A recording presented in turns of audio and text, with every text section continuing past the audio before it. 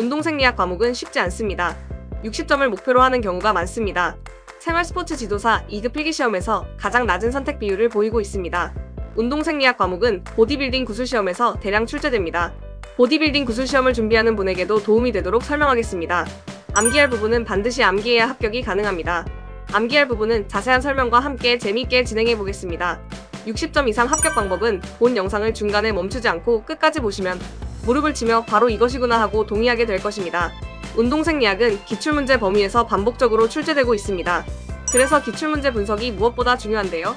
기출문제가 처음 공개된 2015년부터 총 11년치 기출문제를 모두 분석해서 자주 출제되는 기출문제에 대한 무료 요약 자료를 제공합니다.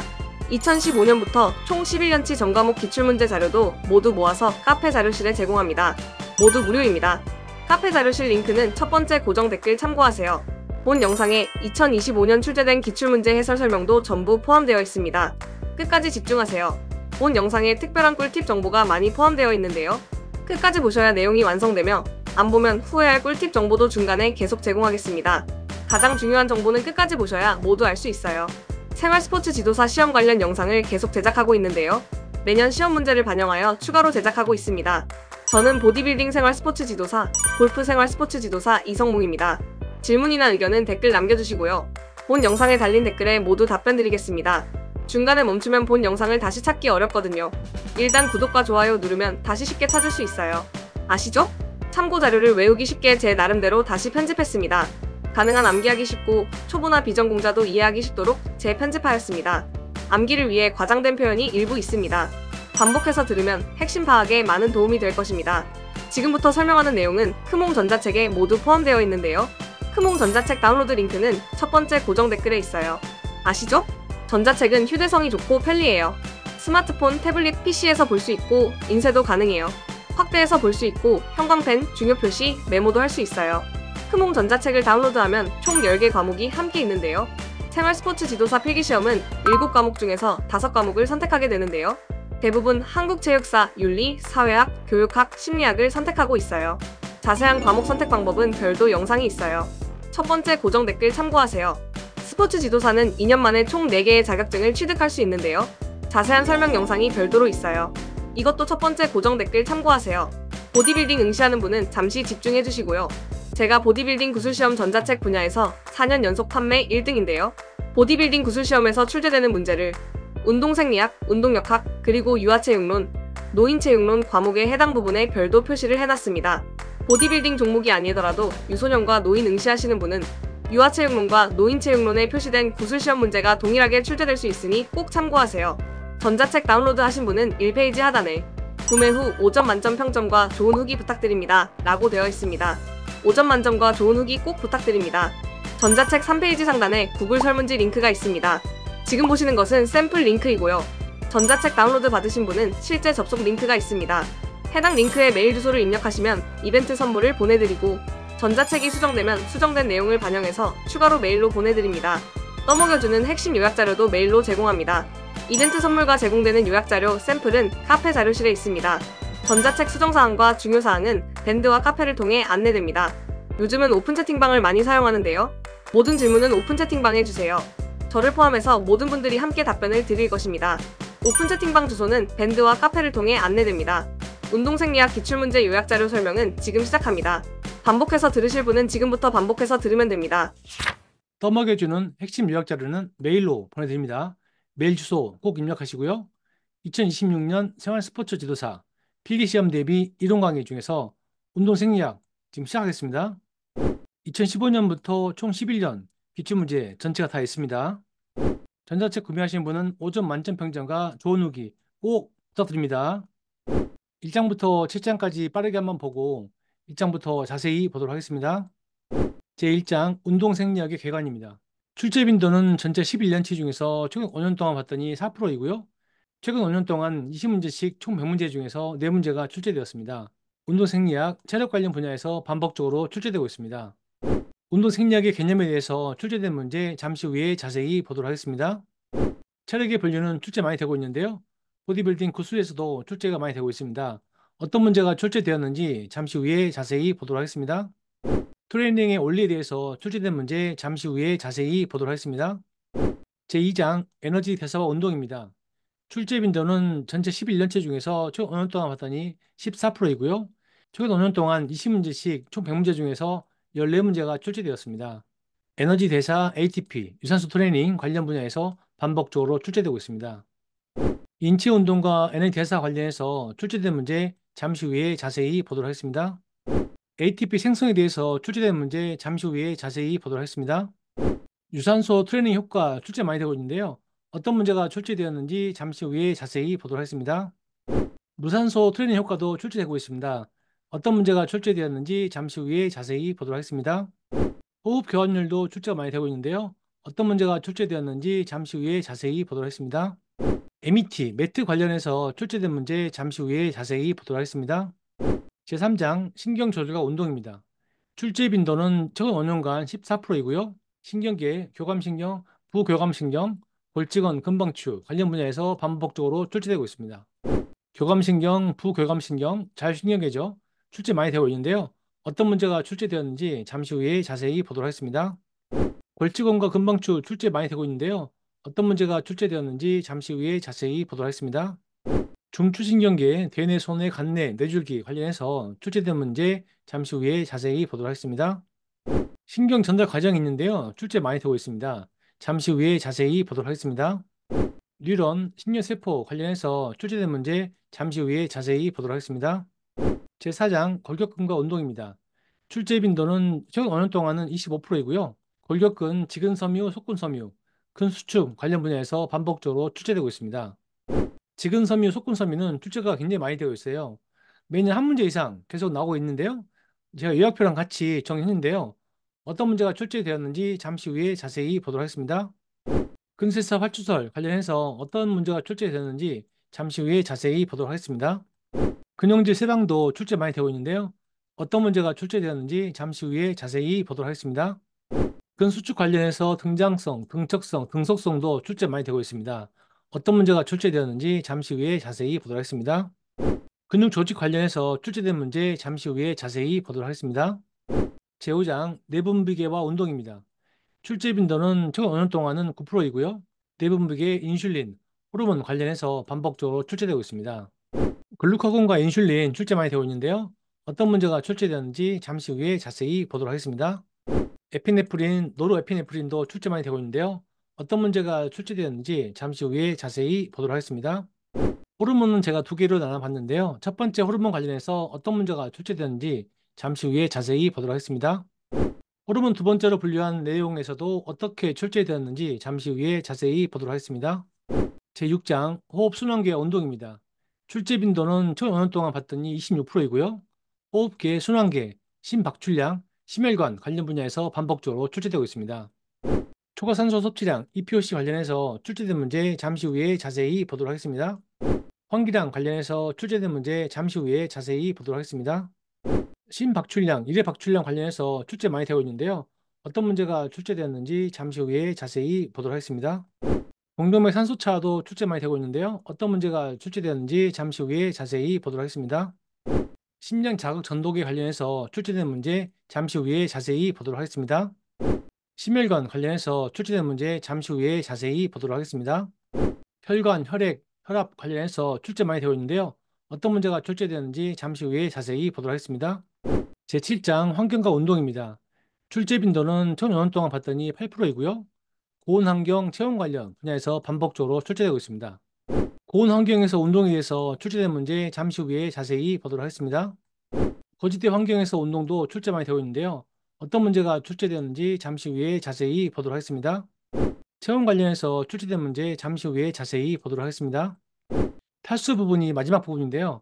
어떤 문제가 출제되었는지 잠시 후에 자세히 보도록 하겠습니다. 제1장 운동 생리학의 개관입니다. 출제 빈도는 전체 11년치 중에서 최근 5년 동안 봤더니 4%이고요. 최근 5년 동안 20문제씩 총 100문제 중에서 4문제가 출제되었습니다.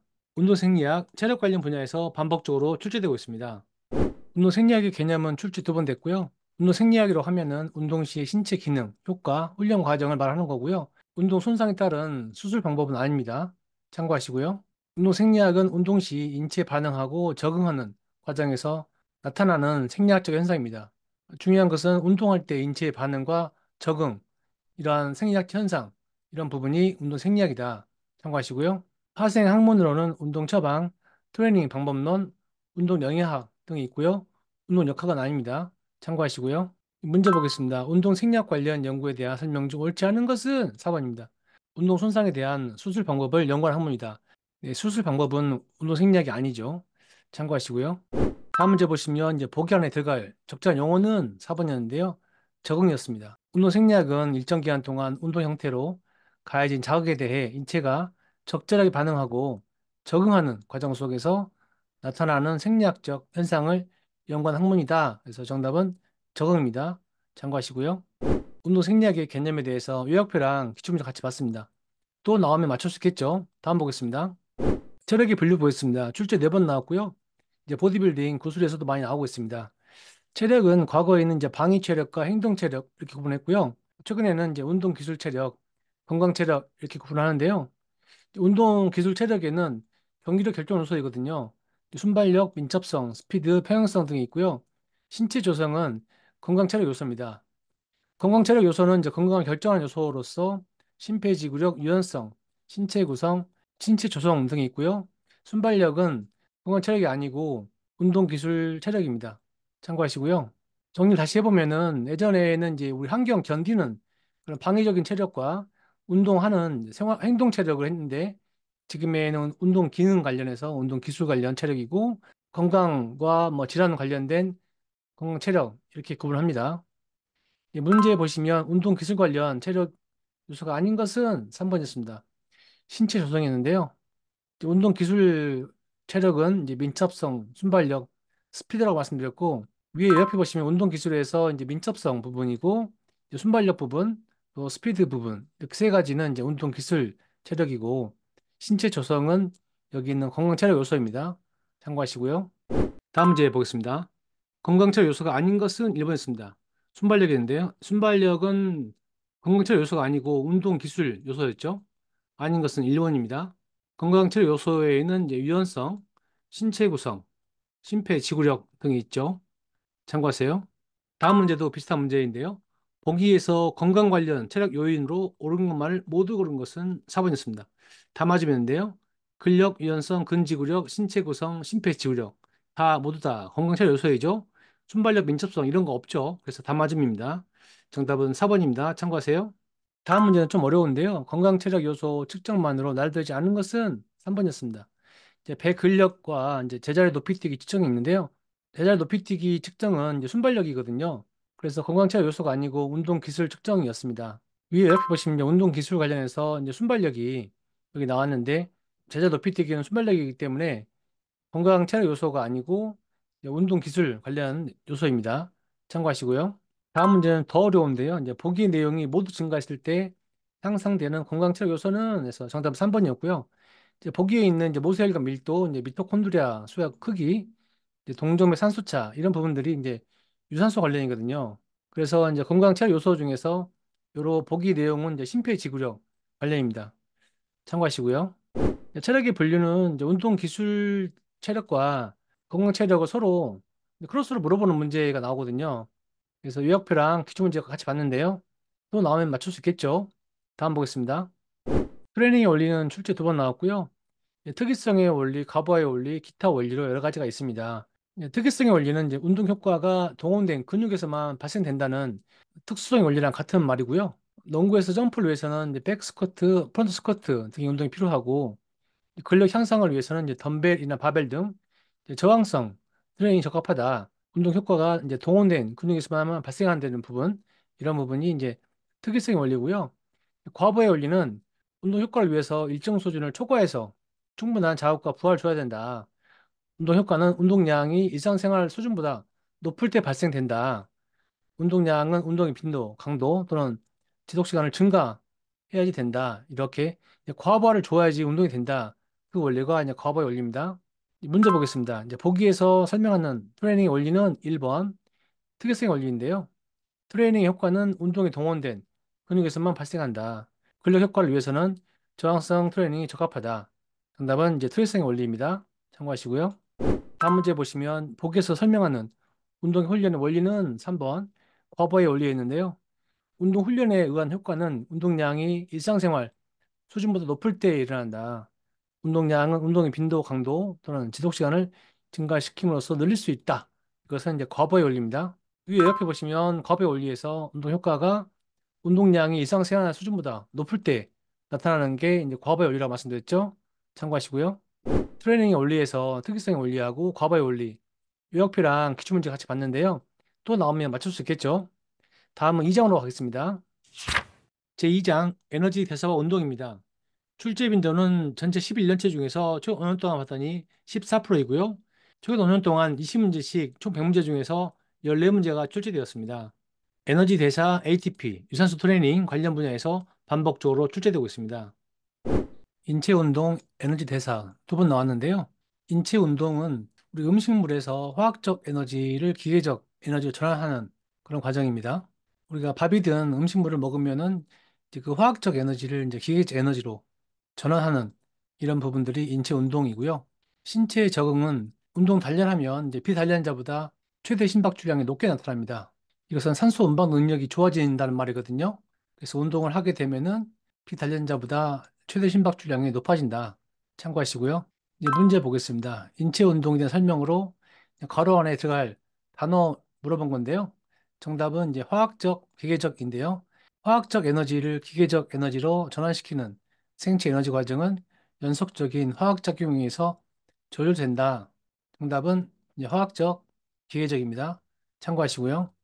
다음 문제 보시면 인체 운동에 따른 신체 적응에 대한 설명으로 올바른 것은 1번입니다. 단련자는 비단련자보다 최대 심박출량이 높게 나타난다. 위에 옆에서 우리 운동 단련자는 비단련자보다 심박출량이 높아진다고 말씀드렸죠? 참고하시고요. 자, 인체 운동과 신체 적응, 유형표랑 기출문제 같이 봤는데요. 또 나오면 맞출 수 있겠죠? 다음 보겠습니다. 동화작용과 이하작용 한 번 나왔는데요. 동화작용은 이제 물질을 합성해서 에너지를 저장하는 과정이고요. 이화작용은 이제 물질을 분해해서 에너지를 소비하는 과정입니다. 이제 문제 보시면 괄호 안에 들어갈 용어로 바르게 묶인 것은 3번 동화작용과 이하작용이었는데요. 체내 대사 과정은 물질을 합성하여 에너지를 저장하는 동화작용과 물질을 분해하여 에너지를 소비하는 이하작용으로 구분된다. 그래서 정답은 동화작용과 이하작용이었고요. 보디빌딩 고술에서도 동화작용과 이하작용 출제되는 부분입니다. 참고하시고요. ATP 생성 보겠습니다. 출제 빈도 3번이라고 되어 있는데 실제로는 더 많이 출제됩니다. ATP는 이제 아데노신 3인산이라고 해서 아데노신하고 인산 3개 ATP를 말하는 거고요. 오른쪽 보시면 이제 ATP 별명으로 에너지 화폐라고 되어 있는데요. ATP는 에너지고요. ATP를 만드는데 ATP PC 시스템, 뭐 해당 과정, 저산 시스템, 산화 시스템 등이 있고요. ATP PC 시스템 보겠습니다. ADP라고 해서 이제 A 더블 P에서 아데노신 하나하고 이제 인산 2개인 건데요. 이 2개가 3개 되고 이렇게 되는 분해 합성 과정을 통해서 에너지가 생성됩니다. PCR이 ATP에 PI를 전달하는 부분이고요. 그 PCR이 중요 이제 매개 물질로 작용합니다. ATP PC는 이제 순간적인 고강도 운동을 위한 주요 에너지 시스템이고요. 운동 시작 시기에 가장 빠른 에너지를 생산합니다. 역도나 높이뛰기, 단거리 달리기에 사용되고요. 장거리 달리기 할 때는 사용되지 않습니다. 해당 과정은 해당, 분해하는 거죠. 포도당을 분해하는 과정인데요. 이 분해 과정에서 이제 젖산이 나와서 젖산 시스템이라고 합니다. 이제 운동 시 해당 과정을 통해서 ATP를 생성하고 이제 피부산염 생성되고요. 이때 이제 부산물로 젖산이 생성되어서 젖산 시스템이라고도 합니다. 산화 시스템은 산소 산화도 반응, 유산소 시스템이죠. 활용해서 ATP를 다량으로 생성합니다. 다시 한번 설명드리면은 자, 우리 화폐이죠, 화폐. 우리 경제 활동 하려면 화폐가 필요하잖아요. 돈이 있어야 다 쓸 수 있죠. 물건도 사고 여러 가지 활동을 할 수 있는데 ATP도 우리가 움직이려면 에너지가 필요하잖아요. 그 에너지가 ATP다. 그러한 부분들이 이제 ATP PC 시스템 뭐 해당 과정, 산화 과정인데 그냥 재미있게 예를 들면은 이제 우리 화폐를 얻으려면은 엄마한테 달라고 할 수 있죠. 엄마한테 가장 빠르게 돈을 받는 방법 엄마한테 달라고 한다. 또 우리가 이제 뭐 막노동, 몸을 분해해서 하는 막노동 이런 과정도 있죠. 근데 막노동을 하면은 몸이 분해되죠. 그래서 이제 엄마한테 받거나 막노동 하거나 이 두 과정은 산소가 필요 없이 달라고 하면 돼요. 그래서 우리 막노동 하면은 힘들잖아요. 그래서 산소 없이 일하는 부분이라 이 두 개는 이제 무산소 과정이고 우리 산화 시스템이라고 하면 이제 화폐를 제일 많이 얻으려면 직장에 다녀야 되죠. 직장. 예. 직장은 단기간에 안 되고 숨 쉬면서 계속 돈 벌어야 되잖아요. 그래서 이 부분은 유산소 시스템이다. 이렇게 생각해 보면 어떨까? 재미있게 한번 비교해 봤습니다. 참고하시고요. 문제 보시면 이제 보기에서 설명한 에너지 시스템은 정답 1번이었는데요. ATP PC 시스템이었습니다. 순간적인 고강도 운동을 위한 주 에너지 시스템이고요. 운동 시작 시기에 가장 빠르게 에너지를 생산하는 방법입니다. 역도나 높이뛰기, 단거리 달리기에 사용되는 주 에너지 시스템 ATP PC 시스템이었습니다. 참고하시고요. 다음 문제는 이제 보기에서 거리에 들어갈 용어 다 물어본 건데요. 정답 2번이었고요. ATP PCR 시스템 해당 과정 산화 시스템이 있는데요.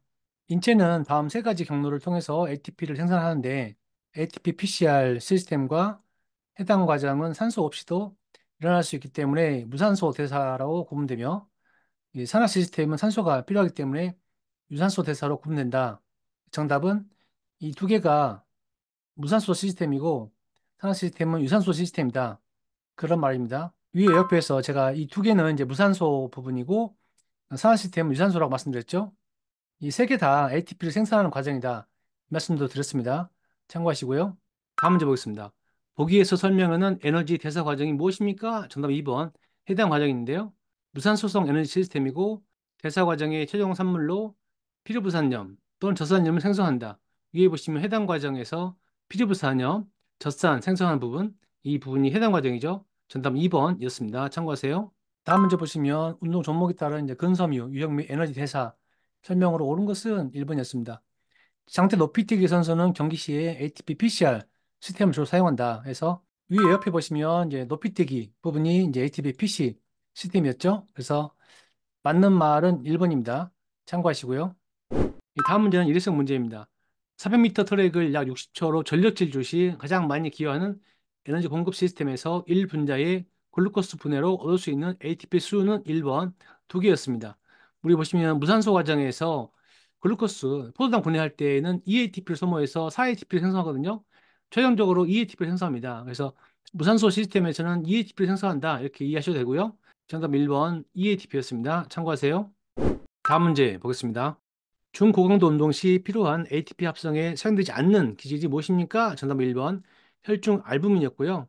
이 중고강도 운동할 때 우리 ATP 합성에는 이제 탄수화물과 지방 등이 사용되는데요. 탄수화물에는 혈중 포도당, 근육 골리코겐 이런 것들이 있고요. 근육 중성 지방은 지방 쪽 계열입니다. 알부민은 탄수화물과 지방 계열이 아니어서 정답은 1번 혈중 알부민이었습니다. 참고하세요. ATP에 대해서 요약표랑 기출문 같이 봤습니다. 또 나오면 맞출 수 있겠죠? 다음 보겠습니다. 유산소 트레이닝 효과 보겠습니다. 출제좀 많이 나왔고요. 유산소 트레이닝을 하면은 유전적 영향도 있습니다. 장기간 훈련 시에 지구력이나 심폐지구력이 좋아집니다. 일회 박출량과 심박출량, 산소 섭취량도 좋아지고요. 안정시 심박수는 내려갑니다. 이게 좋은 겁니다. 자, 유산소 운동을 통해 가지고 심박출량이 좋아지면은 안정시 심박수는 낮아진다. 이렇게 생각하시면 되고 안정시 심박수가 낮은 게 좋은 거다. 이렇게 보시면 됩니다. 밑에 보시면 중성지방, 총콜레스테롤, LDL도 낮아진다. 유산소 운동을 하면은 중성지방, 총콜레스테롤, LDL이 낮아지고요. HDL이 높아집니다. LDL은 낮은 게 좋은 거고 HDL은 높은 게 좋은 거잖아요.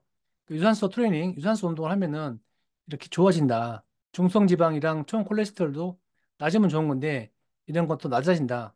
유산소 트레이닝, 유산소 운동을 하면은 이런 효과가 있다. 참고하시고요. 문제 보시면 유산소 트레이닝이 엘리트 선수의 인체 적응 효과에 미치는 영향에 대해서 옳지 않는 것은 개인의 유전적 소질은 유산소 능력 향상에 영향을 주지 않는다가 아니고 영향을 줍니다. 타고나면은 유산소 능력이 좋은 거죠. 참고하시고요. 다음 문제는 장기간 유산소 트레이닝에 따른 심혈관계의 변화로 옳지 않은 것은 1번입니다. 트레이닝 전과 비교하여 안정시 심박수가 증가한다가 아니고 감소죠. 위에 옆에서 유산소 트레이닝을 하면은 안정시 심박수가 낮아진다고 했죠. 그래서 감소가 맞는 말입니다. 정답 1번입니다. 참고하시고요. 다음 문제 보겠습니다. 장기간 규칙적 유산소 훈련의 결과로 최대 운동 시 나타나는 심폐기능의 적응으로 옳은 것을 모두 고른 것은 4번이었습니다. 담아줌이었고요. 최대 산소 섭취량 증가 이 부분이 있고요.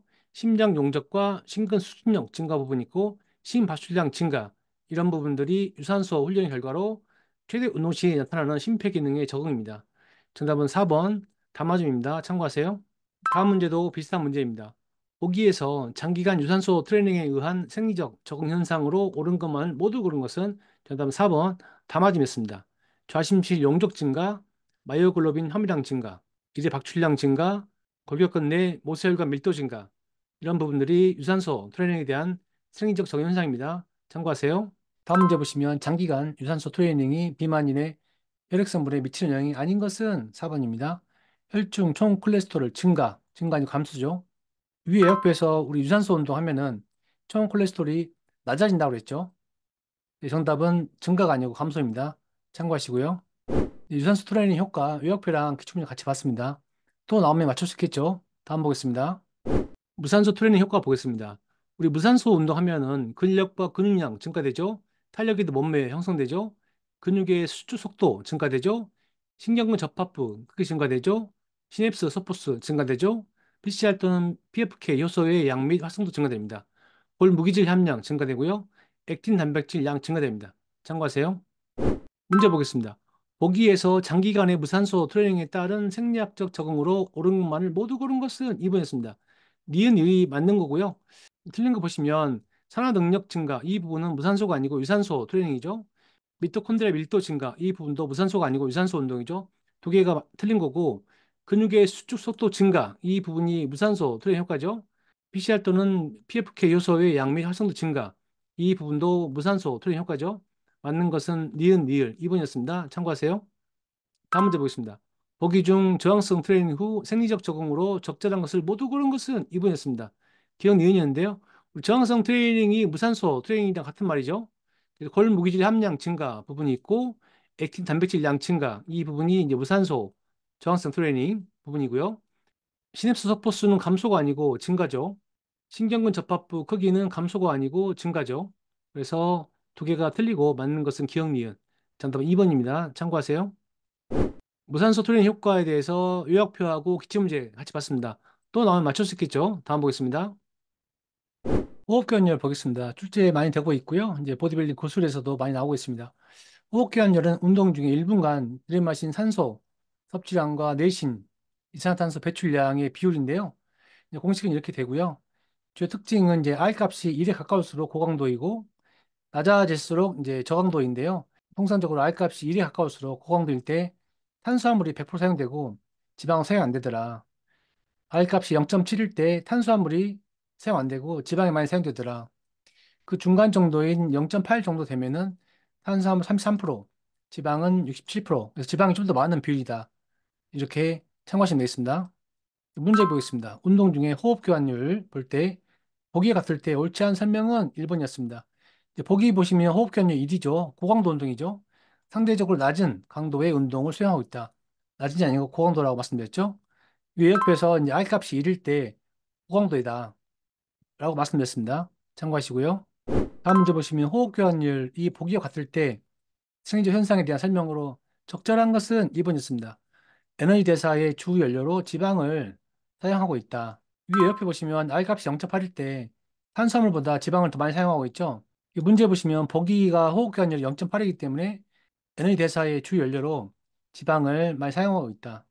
이 맞는 말입니다. 참고하시고요. 다음 문제 보시면 호흡 교환율 설명으로 옳지 않은 것은 3번이었습니다.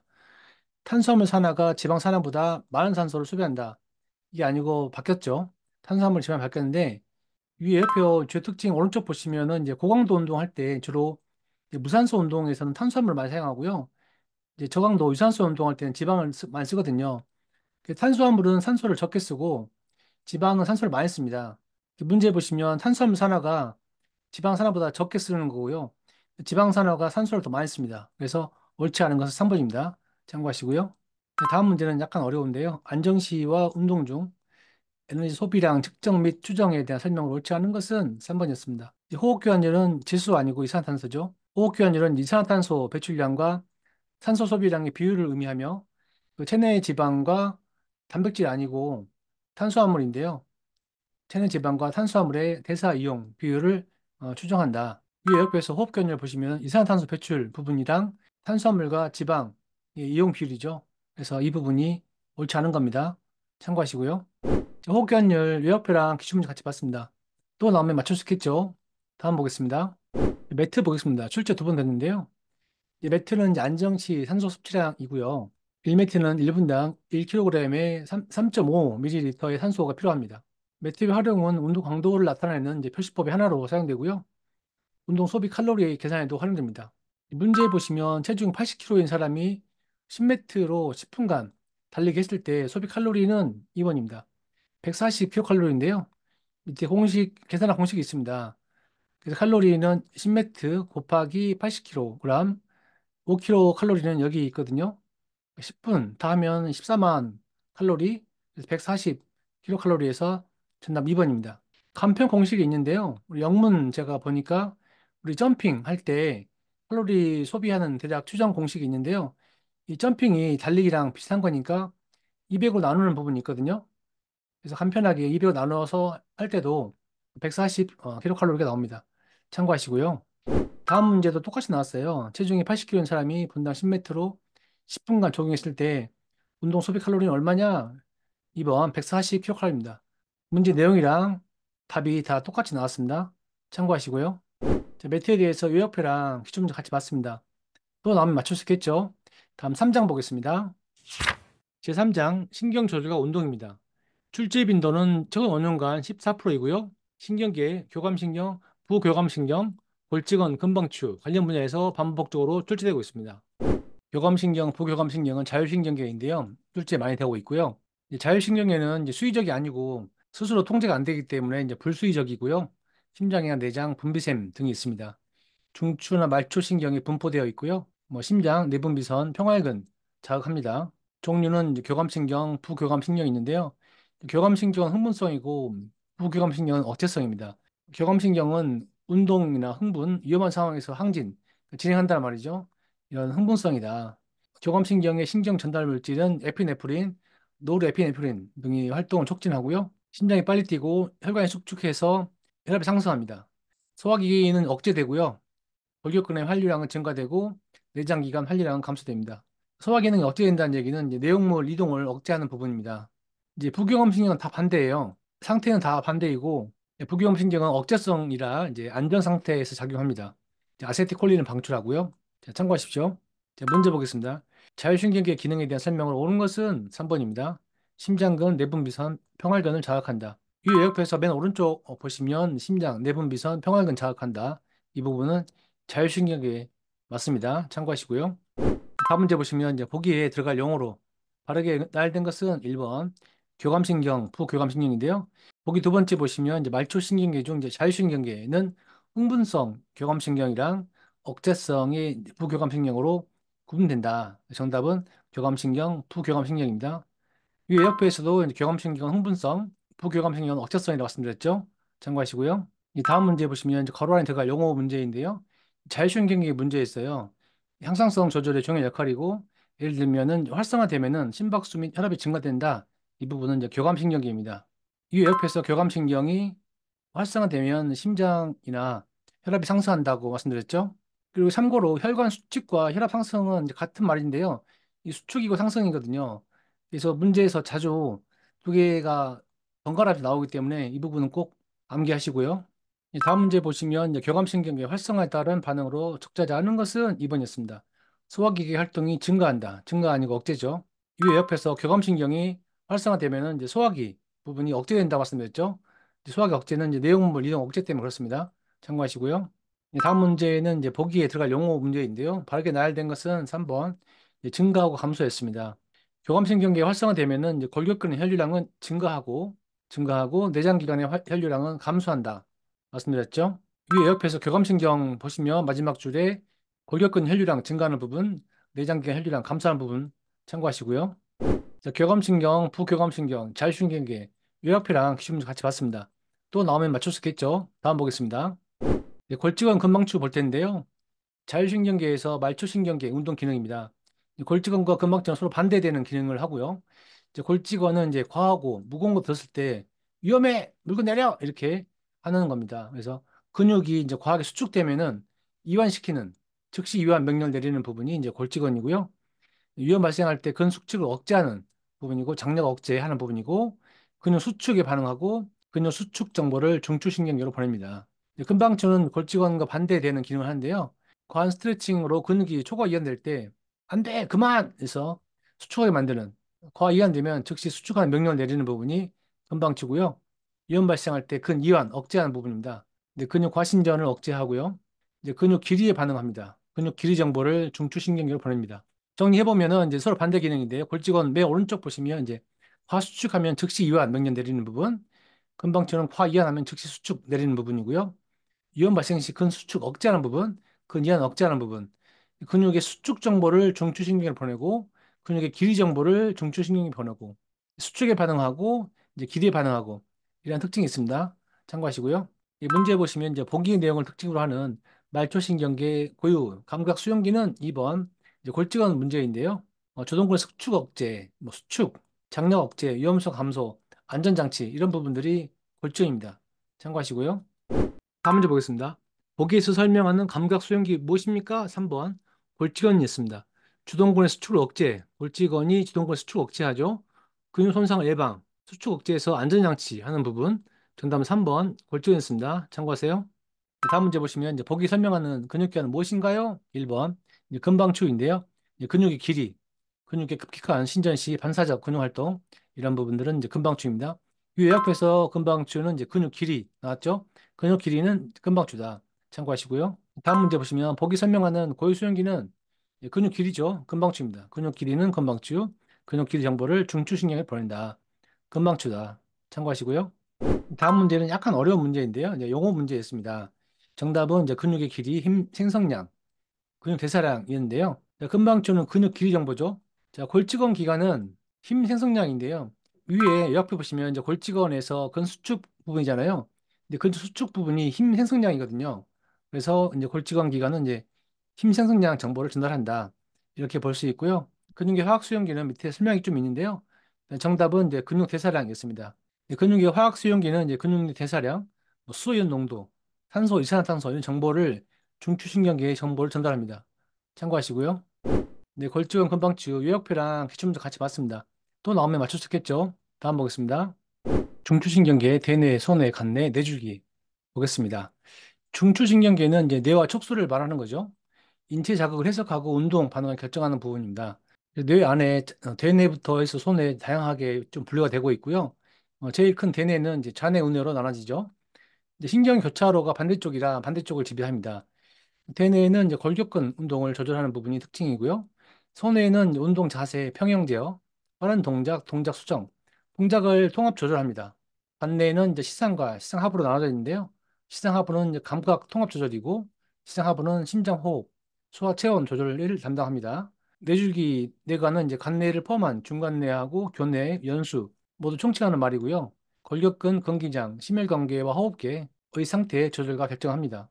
핵심만 다시 보시면은 대뇌는 이제 골격근 운동 조절한다. 소뇌는 동작 수정하고 동작 통합 조절이다. 간뇌에서 시장은 감각 통합 조절이다. 이 정도 키포인트 참고하시고요. 이제 문제 보겠습니다. 운동 중 소뇌 기능에 대한 설명으로 옳은 것은 모두 고른 것은 니은 디귿이 맞았는데요. 소뇌는 이제 빠른 동작의 정확한 수행을 위한 통합 조절. 소뇌 고유 수행기로부터 유입되는 정보를 활용해서 동작 수정하는 부분. 이 옆에서 손해는 이제 동작 수정과 동작 통합 조절 이런 부분들이 손해라고 했죠. 그래서 니은 등식 맞는 거고요. 이제 골격근 운동 조절 부분은 손해가 아니고 대뇌죠. 이 요약부에서 대뇌 부분은 이제 골격근 운동 제어하는 부분들이기 때문에 여기는 대뇌이고 두 개는 손해이고 정답은 3번입니다. 참고하시고요. 다음 문제는 이제 보기 설명하는 중추신경계 기관은 1번 간뇌였는데요. 시상과 시상합으로 구분되는 부분들 시상은 감각을 통합 조절하는 부분들이 간뇌입니다. 이 옆에서 간뇌는 이제 시상과 시상합으로 구분되는데 시상은 감각을 통합 조절하는 부분이라고 말씀드렸죠. 그래서 정답은 이제 간뇌입니다. 참고하시고요. 다음 문제 보시면 이제 뇌에서 이제 보기 기능을 모두 가진 영역은 이제 뇌줄기, 뇌관이 있는데요. 골격근 기능의 조절, 근긴장 유지, 심혈관계와 호흡계 기능 조절, 의상태 결정 이런 부분들이 뇌줄기가 담당합니다. 위에 옆에 보시면 뇌줄기에서 골격근, 근긴장, 심혈관계, 호흡계, 의상태, 조절 결정 부분이 뇌줄기에서 담당한다고 했죠. 참고하시고요. 다음 문제는 의례성 문제이고요. 어렵게 나왔습니다. 운동 자극에 관한 신체 내 기관과 기능에 대해 설명이고요. 자, 기억 디귿에 해당하는 것으로 옳은 것은 1번 연수하고 동그라미 에피네프린인데요. 첫 번째 보시면 기관인데 여기 기억 보시면은 기억에 맞는 부분 이 부분이지 않습니까? 부교감 신경인 미주신경에 위치하고 운동 종료 후에 심박수를 낮춘다. 이 부분 연수입니다. 니은 보시면은 보온 다습한 환경에서 운동 중에 체액량 조절을 위한 호르몬을 분비하는 부분이 뇌하수체하고 부신이거든요. 그래서 여기가 동그라미입니다. 다음으로 디귿은 이제 에피네프린인데요.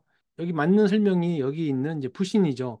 부신만 맞는 설명인데 중강도 이상 운동 중에 교감신경이 영향을 받아서 호르몬인 에피네프린을 분비한다. 보시면은 부신에서 분비된 호르몬의 80%가 에피네프린입니다. 그래서 디귿은 에피네프린입니다. 에피네프린은 뒤에서 설명이 좀 나옵니다. 참고하세요. 중추신경계 대뇌, 소뇌, 간뇌, 뇌줄기 봤습니다. 유학피랑 기출문제 봤는데요. 또 나오면 맞출 수 있겠죠? 다음 보겠습니다. 네, 신경 전달 과정, 활동 전이, 막 전이, 탈분국, 재분국, 거분국 보겠습니다. 출제가 좀 많이 되고 있는데요. 여기에서 핵심은 이제 문제에서 좀 보시겠지만 이제 칼슘과 나트륨을 좀 아셔야 되거든요. 하나씩 볼게요. 이제 안정막 전이는 이제 세포 내 정기적 자극, 전달 안전 상태를 말하는 거고요. 활동 전이는 이제 분국에서 탈분국, 재분국, 과분국 상태로 병력입니다. 여기서 첫 번째 있는 탈분국은 이제 활동 전이의 첫 번째 단계로서 탈출을 분국, 그러니까 분국 상태 탈출하는 게 탈분국이고요. 재분국은 이제 탈분국에서 다시 이제 분국이 되는 상태로 돌아가는 단계이고요. 이제 과분국은 이 돌아가려다가 너무 과하게 칼륨을 과하게 내보내서 칼륨 채널을 닫고 안정막으로 복귀하는 단계입니다. 문제 보시면 이제 그림의 막전이 변화인데요. 그래서 다음 중에서 탈분국은 어디냐 물어봤어요. 탈분국은 니은입니다. 두 번째가 탈분국이고요. 여기 있는 그래프는 위 활동 전이랑 같이 보시면 좋은데요. 처음에 분국 상태에서 니은이 이제 탈분국, 분국을 탈출하는 거죠. 그리고 다시 분국으로 가려고 하는 재분국 상태이고 재분국 가려다가 너무 많이 갔어요. 이 부분이 이제 과분국입니다. 과분국이 돼서 다시 분국으로 돌아갑니다. 참고하시고요. 다음 문제는 이제 근섬유 수축을 위한 신경 활동 전이에서 이제 보기 설명하는 것은 무엇인가요? 1번 탈분국이었습니다. 신경 뉴런의 활동 전이 중에서 첫 번째 단계 위에 옆에서 첫 번째 단계가 탈분국이죠. 그래서 이제 탈분국이고요. 탈분 상태에서는 이제 나트륨 많아져 가지고 양전화가 되는 상태거든요. 위에 옆에 보시면 안전 상태가 이제 마이너스인데 나트륨과 칼륨이 안전 상태인데 여기에서 나트륨 이온을 더 많이 높여 가지고 이제 플러스 상태를 만드는 거죠. 이렇게 해서 되는 단계가 이제 첫 번째 탈병국 상태입니다. 참고하시고요. 다음 문제도 이제 신경세포 활동 전이 단계에 물어본 건데요. 이번에는 이제 과분국 물어봤습니다. 이제 칼륨 채널이 열려 있고 칼륨이 세포 외로 이동하면서 세포 내는 음전화를 띄는 단계죠. 그리고 그 이후에 칼륨 채널이 닫히고 칼륨이 세포 외 유출이 적어지면서 안정막 복귀로 전이한 단계인데 이 부분은 이제 과분국 상태입니다. 위에 옆에서 이제 과분국 상태에서는 이제 칼륨을 과하게 내보내 가지고 칼륨 채널을 닫는 부분이죠. 그래서 칼륨 채널이 닫히고 안정막으로 복귀하기 때문에 이것은 이제 과분화 상태입니다. 참고하시고요. 자, 다음 문제는 신경 자극에 대한 설명을 옳지 않은 것은 4번입니다. 안정막 전이는 세포 밖은 칼륨이 아니고 나트륨이고요. 세포 안은 나트륨이 아니고 칼륨이 많은 상태로 돼야 된다. 그래서 여기선 순서가 바뀌었기 때문에 틀린 겁니다. 핵심 암기 방법은 제가 정리해놨는데요. 세포 밖은 나트륨이 많은 상태거든요. 그래서 밖에 나가! 밖은 나트륨. 밖에 나가! 밖은 나트륨. 이렇게 하시면은 세포 밖은 칼륨 아니고 나트륨이다. 밖에 나가. 이렇게 암기하시면 되겠습니다. 참고하시고요. 다음 보시면 신경세포 구조 및 정기적 활동에 대한 적절 설명을 고른 것은 4번. 자, 디귿 리을인데요. 디귿 활동 전이는 이제 신경세포막의 탈분극을 유도한다. 맞는 말이고 신경세포는 신경 근접합부를 통해서 근섬유와 상호 신호 전달을 한다. 맞는 부분이고요. 틀린 거 잠깐 보시면 안정시 세포막의 안쪽은 나트륨이 높은 게 아니고 칼륨이 높죠. 바깥쪽은 나트륨이 높죠. 밖에 나가. 그래서 이것도 순서 바뀌었습니다. 그래서 밖은 나트륨 핵심이고요. 니은 보시면 역치는 신경세포막의 차등성 전이가 안정막 전이가 아니고 활동 전이로 바뀌는 시점을 말합니다. 참고하시고요. 신경 전달 과정 활동 전이, 막 전이, 탈분국, 재분국, 과분국 봤습니다. 유형표랑 기출문제 봤는데요. 몇 번 보시면 이해할 수 있습니다. 또 나오면 맞출 수 있겠죠. 다음 보겠습니다. 네, 뉴런 신경세포 보겠습니다. 3장의 마지막인데요. 뉴런은 신경세포이고 기본 단위입니다. 뉴런들은 정기적 방법으로 신호를 전달하고요. 뉴런의 구성은 세포 핵이 가장 가운데 있고 수상돌기랑 축사각이 있습니다. 신호 전달 순서는 신경이 자기 오면은 수상 돌기에서 세포 핵으로 전달하고 이후에 축삭으로 가서 축삭 종말로 전달됩니다. 신경 근접합부는 이제 뉴런과 근섬유 접합이고요. 기능적 연결 부위인데 신경 전달 물질을 분비하는 공간입니다. 참고하시고요. 이제 문제 보시면 뉴런은 신경계의 기능적 단위며 해부학적으로 세포체, 수상 돌기, 그다음에 축삭이죠. 축삭의 세 가지 기본 영역이 된다. 괄호에 맞는 것은 축삭입니다. 위에 옆에서 뉴런은 이제 세포체, 수상돌기, 축삭이라고 했죠. 예, 축삭을 물어봤습니다. 참고하시고요. 다음 문제 보겠습니다. 신경세포에서 정기적 신호 전달 순서로 옳은 것은 1번이었습니다. 신경자극, 수상돌기, 세포체, 축삭, 축삭 종말. 위에 옆에서 신호 전달 순서 여기를 물어봤습니다. 가운데 부분을 물어봤습니다. 참고하시고요. 정답은 1번입니다. 다음 문제 보겠습니다. 이제 보기 설명하는 용어는 4번 신경근접합부였는데요. 운동neuron의 말단과 근섬유가 접합되어 있는 기능적 연결 부위이고요. 이 신경근 접합부입니다. 신경 전달 물질이 분비되는 공간입니다. 위에 옆에서 신경근 접합부는 뉴런과 근섬유 접합 부분이고 신경 전달 물질 분비 공간을 말씀드렸죠. 정답은 4번입니다. 참고하시고요.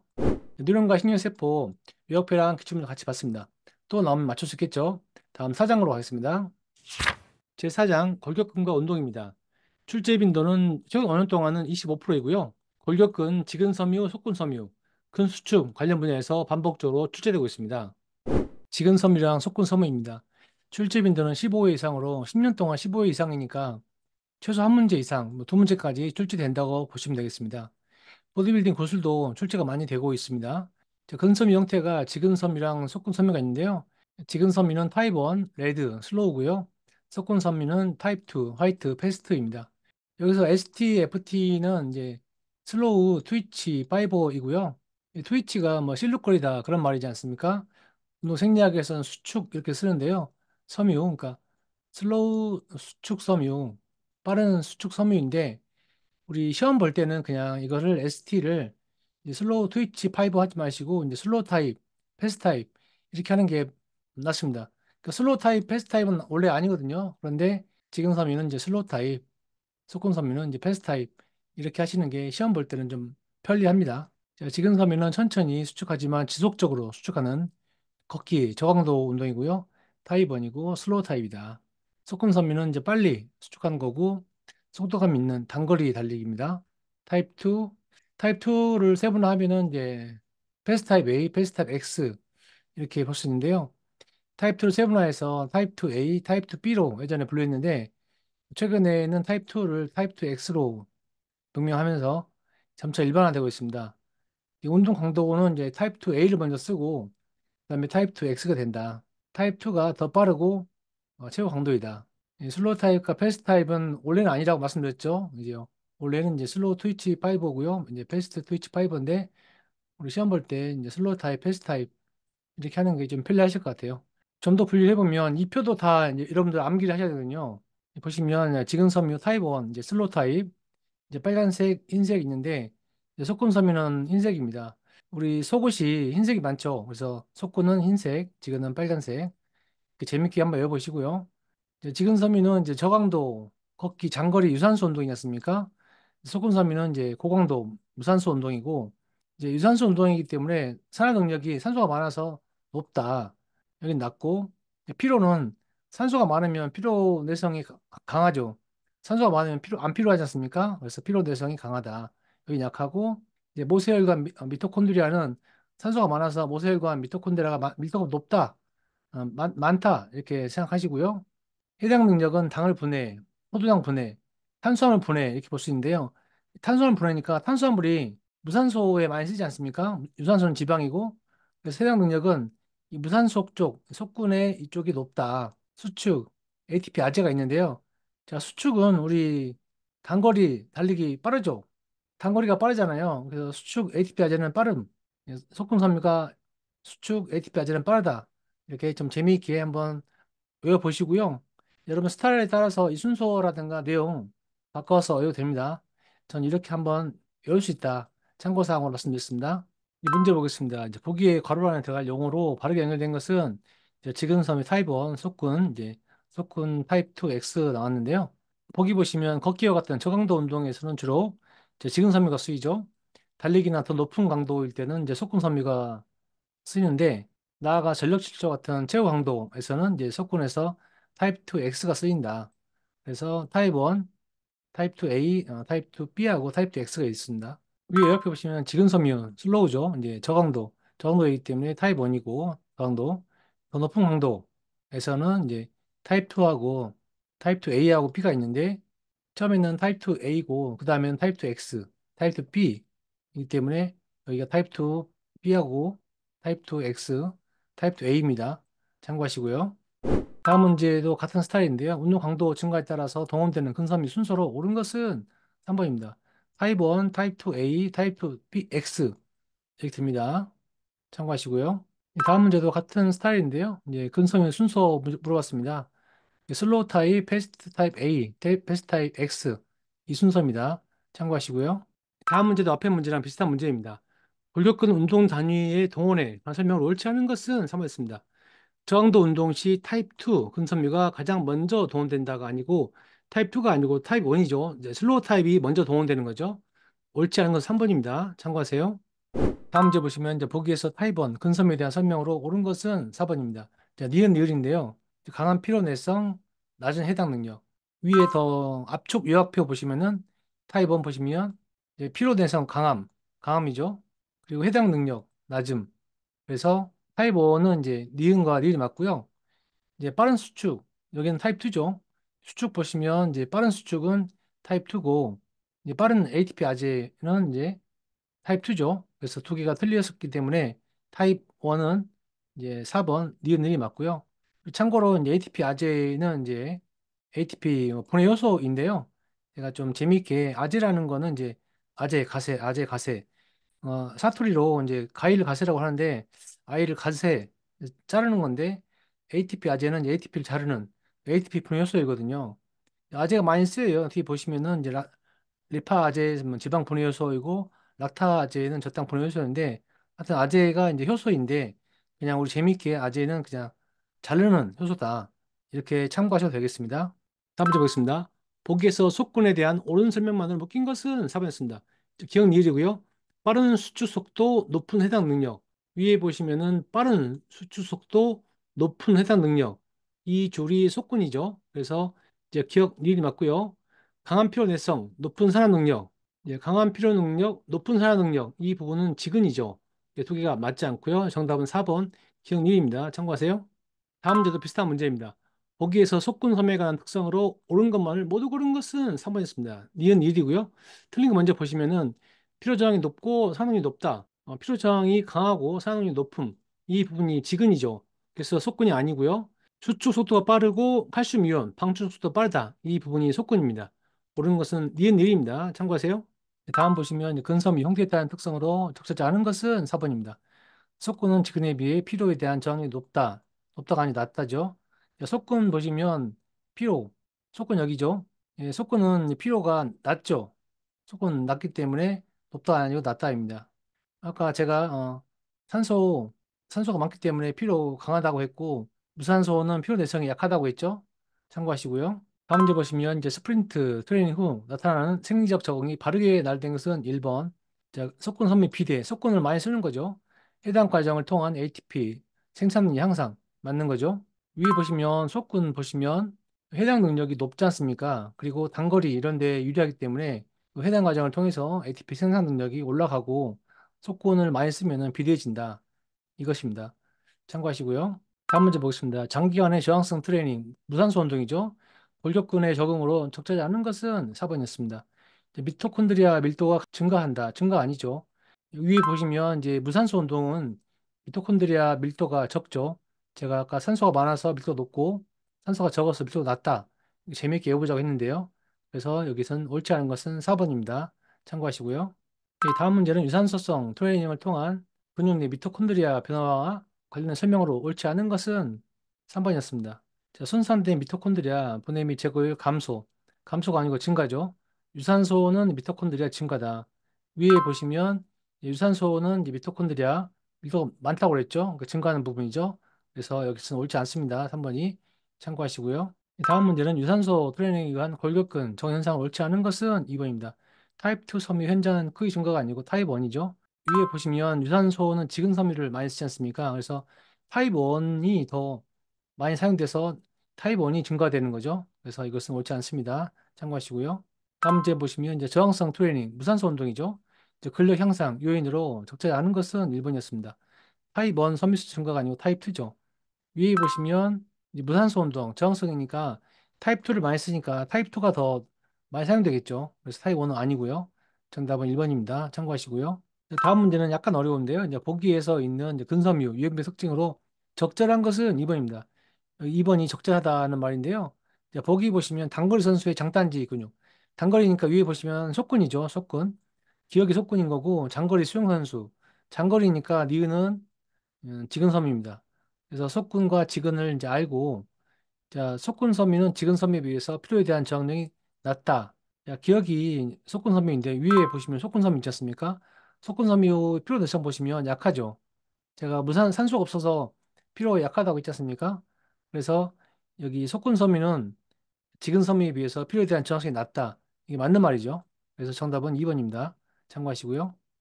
다음 일회성 문제입니다. 보기에 기억면에 들어갈 용어 무엇입니까? 다음 4번 마이오글로빈과 증가했는데요. 근육 조직에서 산소를 저장하고 운반하는 데 중요한 역할을 한다. 이 부분이 마이오글로빈이고요. 적혈구 용존이 증가하면 혈액의 점성은 증가합니다. 정답은 4번입니다. 참고하세요. 자, 지근섬유, 속근섬유 유학표랑 기출문제 같이 봤습니다. 이 유학표는 메일로 보내드리니까 이 유학표 있으면 문제 맞출 수 있겠죠. 자, 다음 보겠습니다. 자, 근세에서 활주자 보겠습니다. 근 수축 과정이고요. 출제 4번 냈습니다. 고술에서도 2급에서는 안 나오고 1급에서만 나와요. 어려운 부분입니다. 그래서 이런 문제가 나왔다. 이렇게만 참 참고하시면 될 것 같아요. 이제 근세사 활주설은 이제 1954년도에 제시된 이론인데요. 이제 비행기 활주 모습에서 착안해서 이름을 붙였고요. 이제 근수축은 근세사가 다른 근세사 위로 미끄러져 들어가면서 근육을 작게 한다. 이런 부분이고요. 진행 5단계는 이제 안정, 자극, 결합, 수축, 재충전, 이완 단계고요. 마이오신 머리가 액틴에 붙어서 액틴을 잡아당긴다. 마이오틴이 액틴을 잡아당긴다는 게 핵심이고요. 순서가 바뀌면 오답입니다. 근수축 과정은 이제 축삭 종말 단계에서 아세틸콜린을 방출하고요. 1번이고 근육세포의 활동 전이가 발생하고 세 번째는 근연제 세망에서 칼슘 이온을 분비합니다. 네 번째는 ATP 분해에 따른 근세자 활주를 시작하는 부분이 이제 근수축 과정이고요. 이제 칼슘과 트로포닌이 나오는데요. 이제 근연제 세망에서 칼슘, 프로포닌, 트로포마이신 단계로 이어집니다. 칼슘이 트로포닌에 결합하고 트로포마이신으로 이동하고 액틴과 결합하는 이런 순서로 진행됩니다. 참고하시고요. 문제 보시면 근수소 발주설에 대한 설명으로 적절치 않은 것은 1번이었습니다. 액틴은 이제 근들의 중앙 부위로 이제 마이오신을 잡아당긴다. 액틴과 마이오신이 바뀌었습니다. 마이오신이 액틴을 잡아당기는 거죠. 위 요약표에서 보시면은 이제 마이오신이 액틴을 잡아당긴다고 했죠. 그래서 적절치 않은 것은 1번입니다. 참고하시고요. 다음 문제도 좀 어려운데요. 이제 근수축 과정 맞는 것은 3번이었습니다. 이렇게 쭉 있는데요. 첫 번째가 촉삭 종말에서 아세틸콜린 방출. 이게 1번이죠. 1번이 이제 첫 번째이고 두 번째 근육세포의 활동전이 발생. 두 번째가 이 부분인 거죠. 세 번째는 근육 세망에서 칼슘이온 분비. 이 부분이 세 번째인 거죠. 네 번째는 ATP 분해에 따른 근세서 활주 시작. 이 부분이 네 번째입니다. 그래서 이 순서대로 되어 있는 게 3번입니다. 우와, 어렵죠? 다음 문제도 어렵습니다. 신경세포와 근육의 흥분 수축 결합 단계 순서인데요. 첫 번째는 이제 촉sắc 동말 단계에서 아세틸콜린 방출. 이게 첫 번째죠. 첫 번째 맞는 거고, 두 번째는 이제 근연제 세막에서 분비된 칼슘 이온이 트로포닌에 부착돼서 트로포마이신 들어올리는 부분. 이 부분이 이제 이 부분입니다. 두 번째인 부분이고, 마지막 부분이 이제 마이오틴 머리가 액틴, 세사랑 결합하는 부분. 이 결합하는 부분이 마지막입니다. 어렵죠? 하여튼 순서 물어봤습니다. 참고하시고요. 다음 문제 보겠습니다. 보기에 들어갈 용어 문제인데요. 그냥 수축 과정이고 정답 4번입니다. 칼슘, 트로포닌, 트로포마이신 이 부분에 대한 문제인 거죠. 골격근망의 활동 전이는 가로 세간을 타고 이동해서 근형질 세망으로부터 땡땡 유리를 자극한다고 했는데요. 위에 보시면은 근형질 세망에서 나오는 게 칼슘이죠. 그래서 근형질 세망으로부터 이제 칼슘 유리를 자극하고 유리된 칼슘은 액틴 세사의 땡땡에 결합한다. 칼슘이 트로포닌에 결합하죠. 그래서 칼슘과 두 번째가 트로포닌이죠. 트로포닌에 결합하고 트로포닌은 땡땡을 이동시켜. 트로포닌은 트로포마이신을 이동하는 거죠. 그래서 디귿은 트로포마이신입니다. 트로포마이신 이동해서 마이오신 머리가 액틴과 결합할 수 있도록 한다. 액틴과 결합한다. 그래서 정답은 4번입니다. 참고하세요. 다음 문제도 비슷한 문제입니다. 보기에 골격근 수축 과정에 대해 설명으로 들어갈 용어 문제인데요. 정답은 4번이고 근질 세망 칼슘 이온 트로포마이신 문제인데요. 활동 전이는 가로 세간을 이동해서 땡땡으로부터 땡땡을 방출한다고 했는데 위에 보시면 가로 세간을 타고 근질 세망에서 칼슘이죠. 그래서 기억은 근질 세망, 이는 칼슘 이온입니다. 그런지 세망에서 방출된 칼슘 이온이 트로포닌과 결합한다고 위에 나와 있죠. 트로포마이신의 위치를 이동, 트로포마이신의 위치를 이동, 트로포마이신의 위치를 이동. 그래서 트로포마이신의 위치를 이동하는 거죠. 마이오신 머리와 액틴 결합한다. 이 부분이 이제 같은 내용입니다. 같은 내용이고요. 그래서 이 부분이 키워드입니다. 반복되고 있으니까 이 부분 잘 참고하시고요. 정답은 4번입니다. 다음 문제는 일회성 문제이고 엄청 어렵게 나왔습니다. 단축성 수축 시 그림의 골격근 초미세의 구조를 참고해서 보기에서 옳은 것만을 모두 고른 것은 있는데요. 그림이 있고 I밴드, A밴드 내용이 없어요. 근데 맞추는 거예요. 우와, 너무하죠? 자, 아래쪽 그림 보시면 어려운 문제인데요. 이제 근육 수축할 때 근세서 살추사 관련 그림이거든요. 이제 골격근 현미경을 관찰했을 때 골격근 초미세 구조 이 부분이거든요. 현미경 관찰했을 때 이제 I밴드, A밴드가 있는데 A밴드가 중간에 있고 I밴드가 옆에 있죠. 그래서 I밴드 사이에 A밴드가 있다. A밴드는 중앙이고 양쪽 I밴드가 있다. 같은 말인데요. 자, 단축성 수축할 때 I밴드 길이가 좀 짧아집니다. A밴드는 그대로고요. 그래서 단축성 수축할 때 I밴드는 짧아지고 A밴드는 동일하고요. 이제 근절 길이는 짧아지고 액틴과 마이오신 길이는 동일합니다. 이 부분이 키워드고요. 위에 보시면 I밴드 길이가 변하지 않는 게 아니고 I밴드는 짧아지죠. 그래서 틀린 부분이고 A밴드 길이는 변하지 않는다. 이 부분이 맞는 부분이고요. 근절 길이는 짧아진다. 맞는 부분이고 액틴과 마이오신 길이가 짧아진다가 아니고 동일합니다. 그래서 기억과 니은이 틀리고 니은과 디귿이 맞습니다. 정답 3번입니다. 참고하세요. 근체소 화추설 외워표랑 기출문제 봤는데요. 이렇게 외우면 맞출 수 있겠죠. 이거 외우면 네. 참고하시고요. 다음부터 보겠습니다. 근형질 세망입니다. 출제 4번 나왔고요. 앞에서 한번 나왔었죠. 근형질 세망은 이제 근수축 시작하도록 이제 칼슘 이온과 분비되는 역할이고요. 칼슘 이온을 저장 분비하는 역할입니다. 근수축 과정에서 이제 트로포닌과 결합하고요. 이제 속근섬유에서 발달됩니다. 문제에 보시면 근수축의 필수적인 칼슘 이온을 저장 분비하는 근육 내 소기관은 무엇이냐? 근형 세질망이었습니다.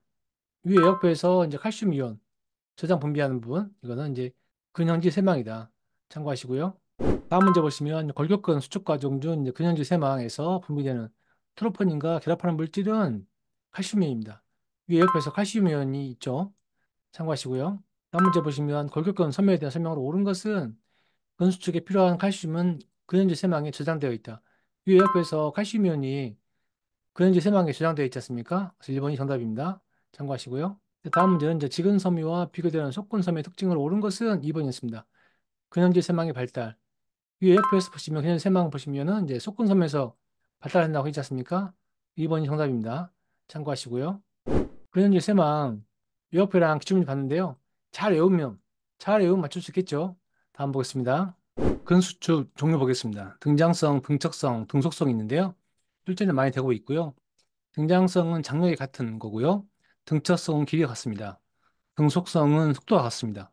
등장성 수축은 이제 근육의 길이가 변화하고요. 관절 각도가 변화합니다.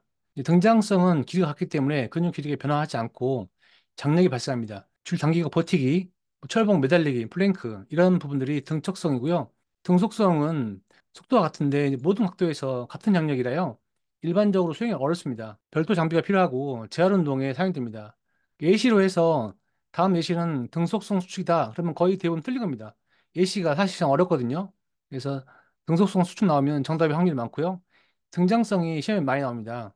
등장성 수축은 이제 단축성 수축과 신장성 수축인데요. 단축성은 근육이 짧아지는 수축이죠. 턱걸이 올라갈 때 근육이 짧아지지 않습니까? 그런 부분들이 단축성 수축이고요. 신장성 수축은 근육이 길어지는 수축이고요. 턱걸이 내려갈 때 부분이고, 우리 힘을 두 개를 비교해 보면은 신장성이 더 큽니다. 신장성 수축은 이제 수축이 빠를수록 힘이 증가하고요. 단축성보다 더 큰 힘이 발생한다. 그래서 힘이 큰 것은 신장성 수축이다.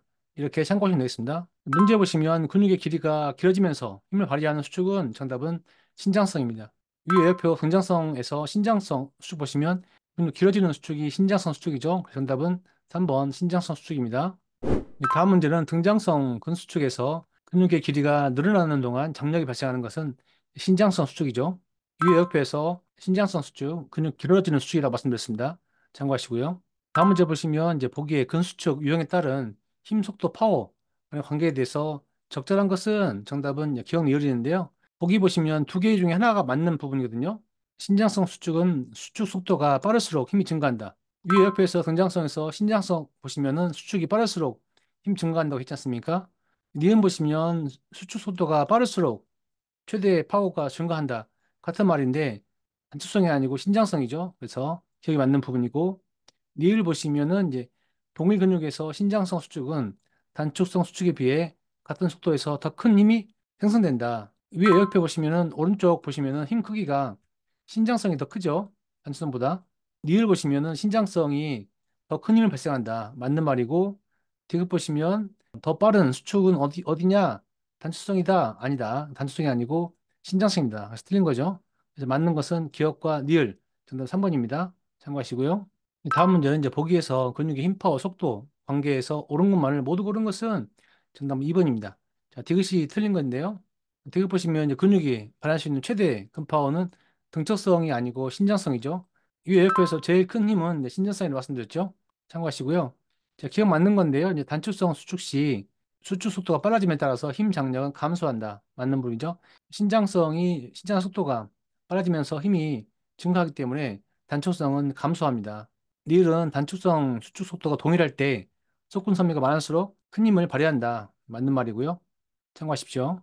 다음 문제는 이제 보기에 들어갈 내용이 바르게 나열된 것은 1번이 정답인데요. 이제 빠를수록 작은이었는데요. 골격근의 신장성 수축은 수축 속도가 빠를수록 더 큰 힘이 생성된다. 맞는 말이죠. 이제 빠를수록 신장성 수축이 더 큰 힘이 생성된다고 했고요. 단축성 수축은 신장성 수축에 비해서 더 힘이 작다. 그래서 작은이죠. 신장성이 더 크니까 참고하시고요. 다음 문제는 골격근 수축 형태에 관련해서 옳은 것은 4번이었습니다. 동일 근육에서 신장성 수축은 단축성 수축에 비해 같은 속도에서 더 큰 힘이 생성된다. 맞는 말이죠. 신장성이 단축성에 비해서 더 크다 힘이 맞는 말이고요. 참고하십시오. 다음 문제 보시면 상완 이륙은 움직임에 따라서 근육 수축 형태로 옳지 않은 것은 4번입니다. 공을 던질 때 등속성. 위에 옆에 보시면 등속성 수축은 속도가 같은데 일반적인 수행이 어렵고 별도 장비가 필요하기 때문에 A시로 나오면 답이다고 했지 않습니까? 등속성은 일반적으로 수행이 어렵기 때문에 A시로 나오면 저희 정답입니다.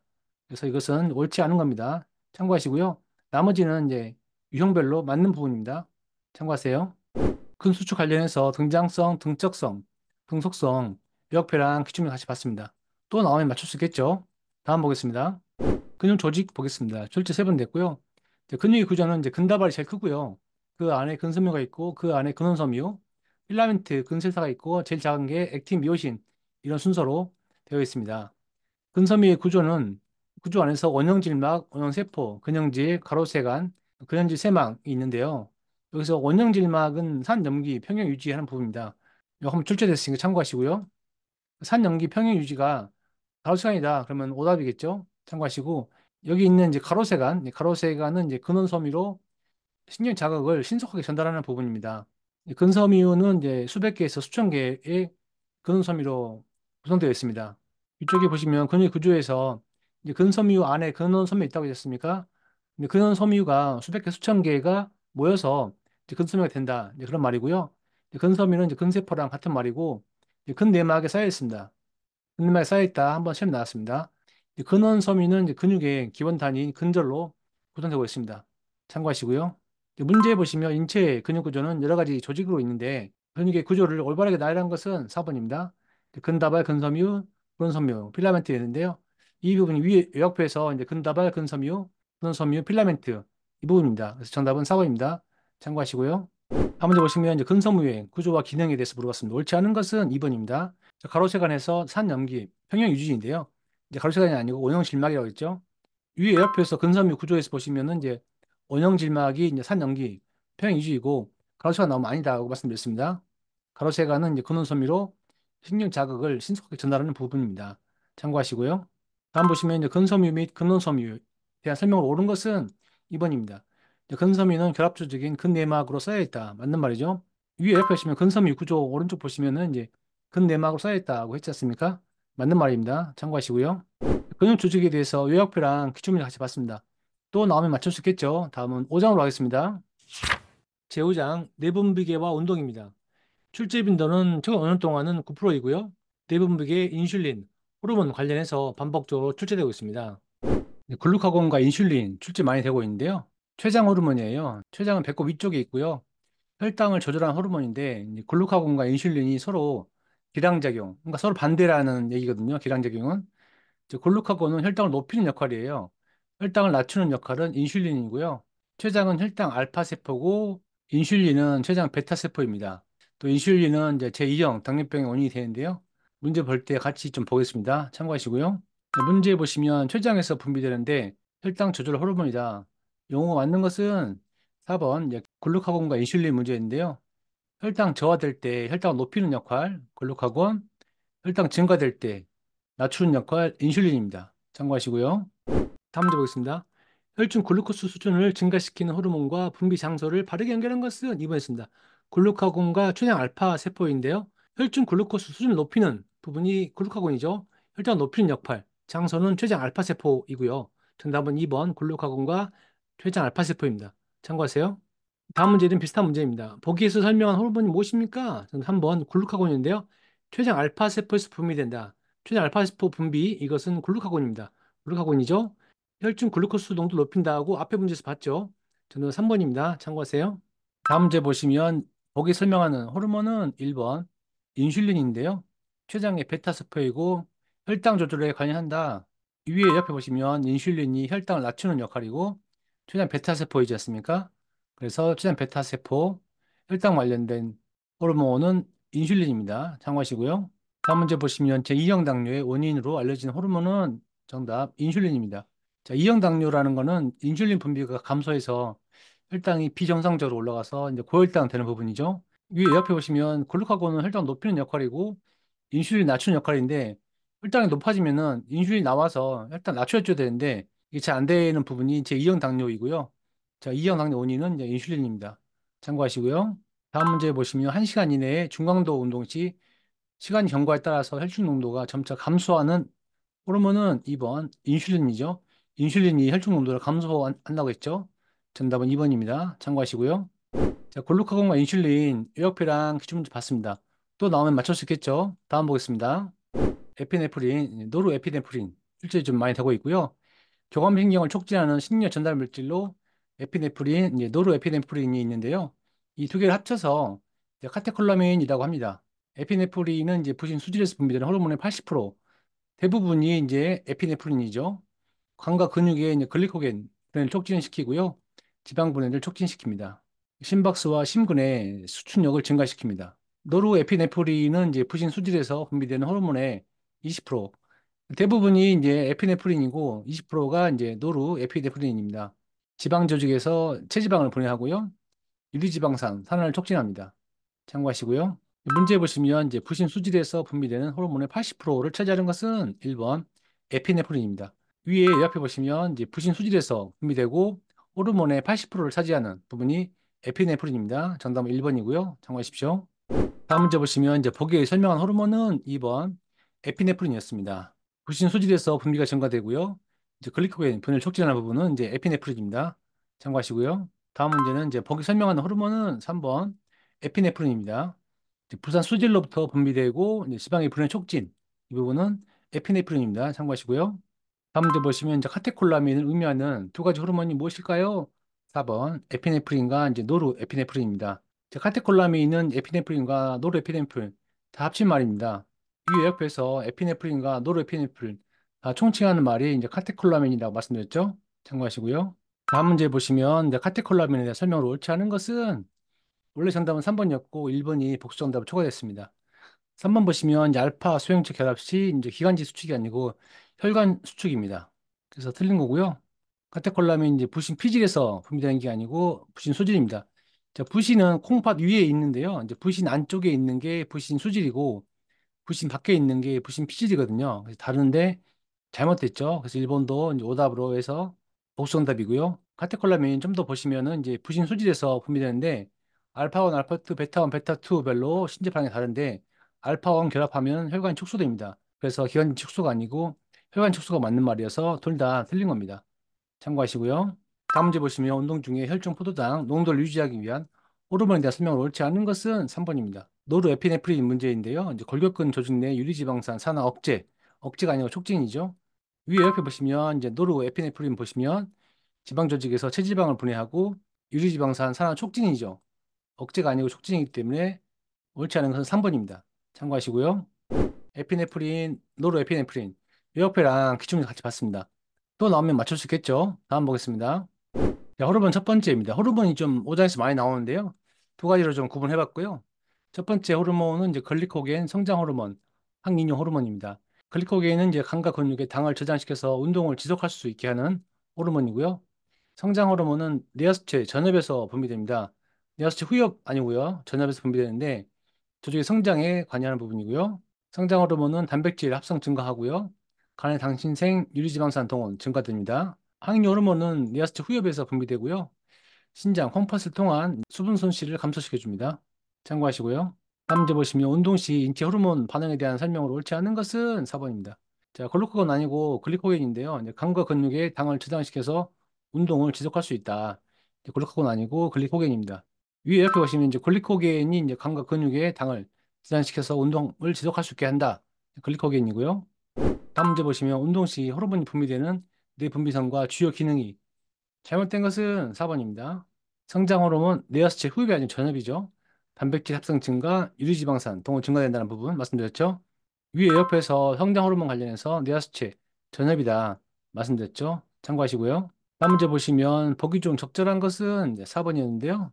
딕은 이해됐습니다. LS 프로테인은 적혈구 생산을 촉진시킨다 맞는 말이고 항인용 호르몬은 수분 손실을 감소시킨다 맞는 말이죠. 틀린 거 보시면 기억은 인슐린은 혈당을 증가시킨다. 감소죠. 성장 호르몬은 단백질 합성을 감소시킨다. 증가죠. 위에 옆에 보시면 이제 항인효 호르몬은 수분 손실을 감소시키는 부분 맞는 말이고요. 인슐린은 앞에서 나왔고요. 성장 호르몬 단백질 합성 증가죠. 감소 아니고 증가하기 때문에 두 개가 틀렸습니다. 두 개 맞고요. 참고하십시오.